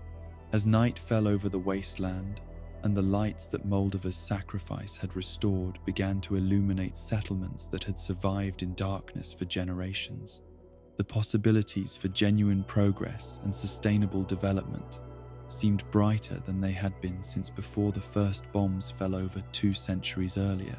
The choices that individuals would make about cooperation and competition, truth and deception, justice and expedience would determine whether those possibilities could be realized or would be corrupted by the same institutional failures that had destroyed the previous civilization through corporate greed and governmental complicity, in systematic betrayal of public trust and human welfare. And so our tale reaches its resting place in the eternal wasteland, where stories end only to transform into legends that guide future wanderers through landscapes both physical and moral. Lucy McLean, who sought a father and found instead the weight of generational crimes, walks now through irradiated plains with a ghoul whose memories span the chasm between civilization's promise and its betrayal. Behind them, the lights that Moldova's sacrifice restored flicker like stars born from human determination rather than cosmic accident.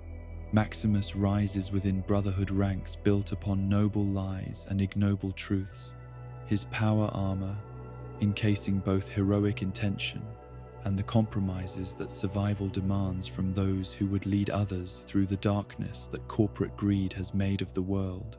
In buried vaults, the preserved architects of apocalypse wait in frozen sleep for their time to reshape whatever emerges from the ashes they created. Yet in this wasteland of broken dreams and mutated hopes, something endures that no radiation can corrupt: the human capacity to choose mercy over vengeance, truth over comfort, love over fear. The future spreads before us like an unmapped territory, where anything might take root and grow, where the seeds of genuine civilization might finally find soil untainted by the poison of predetermined profit and institutional control. Rest now, wanderer of tomorrow's possibilities. In dreams, as in the wasteland, all things can be reborn through the patient work of those who refuse to accept that yesterday's failures must become tomorrow's destiny.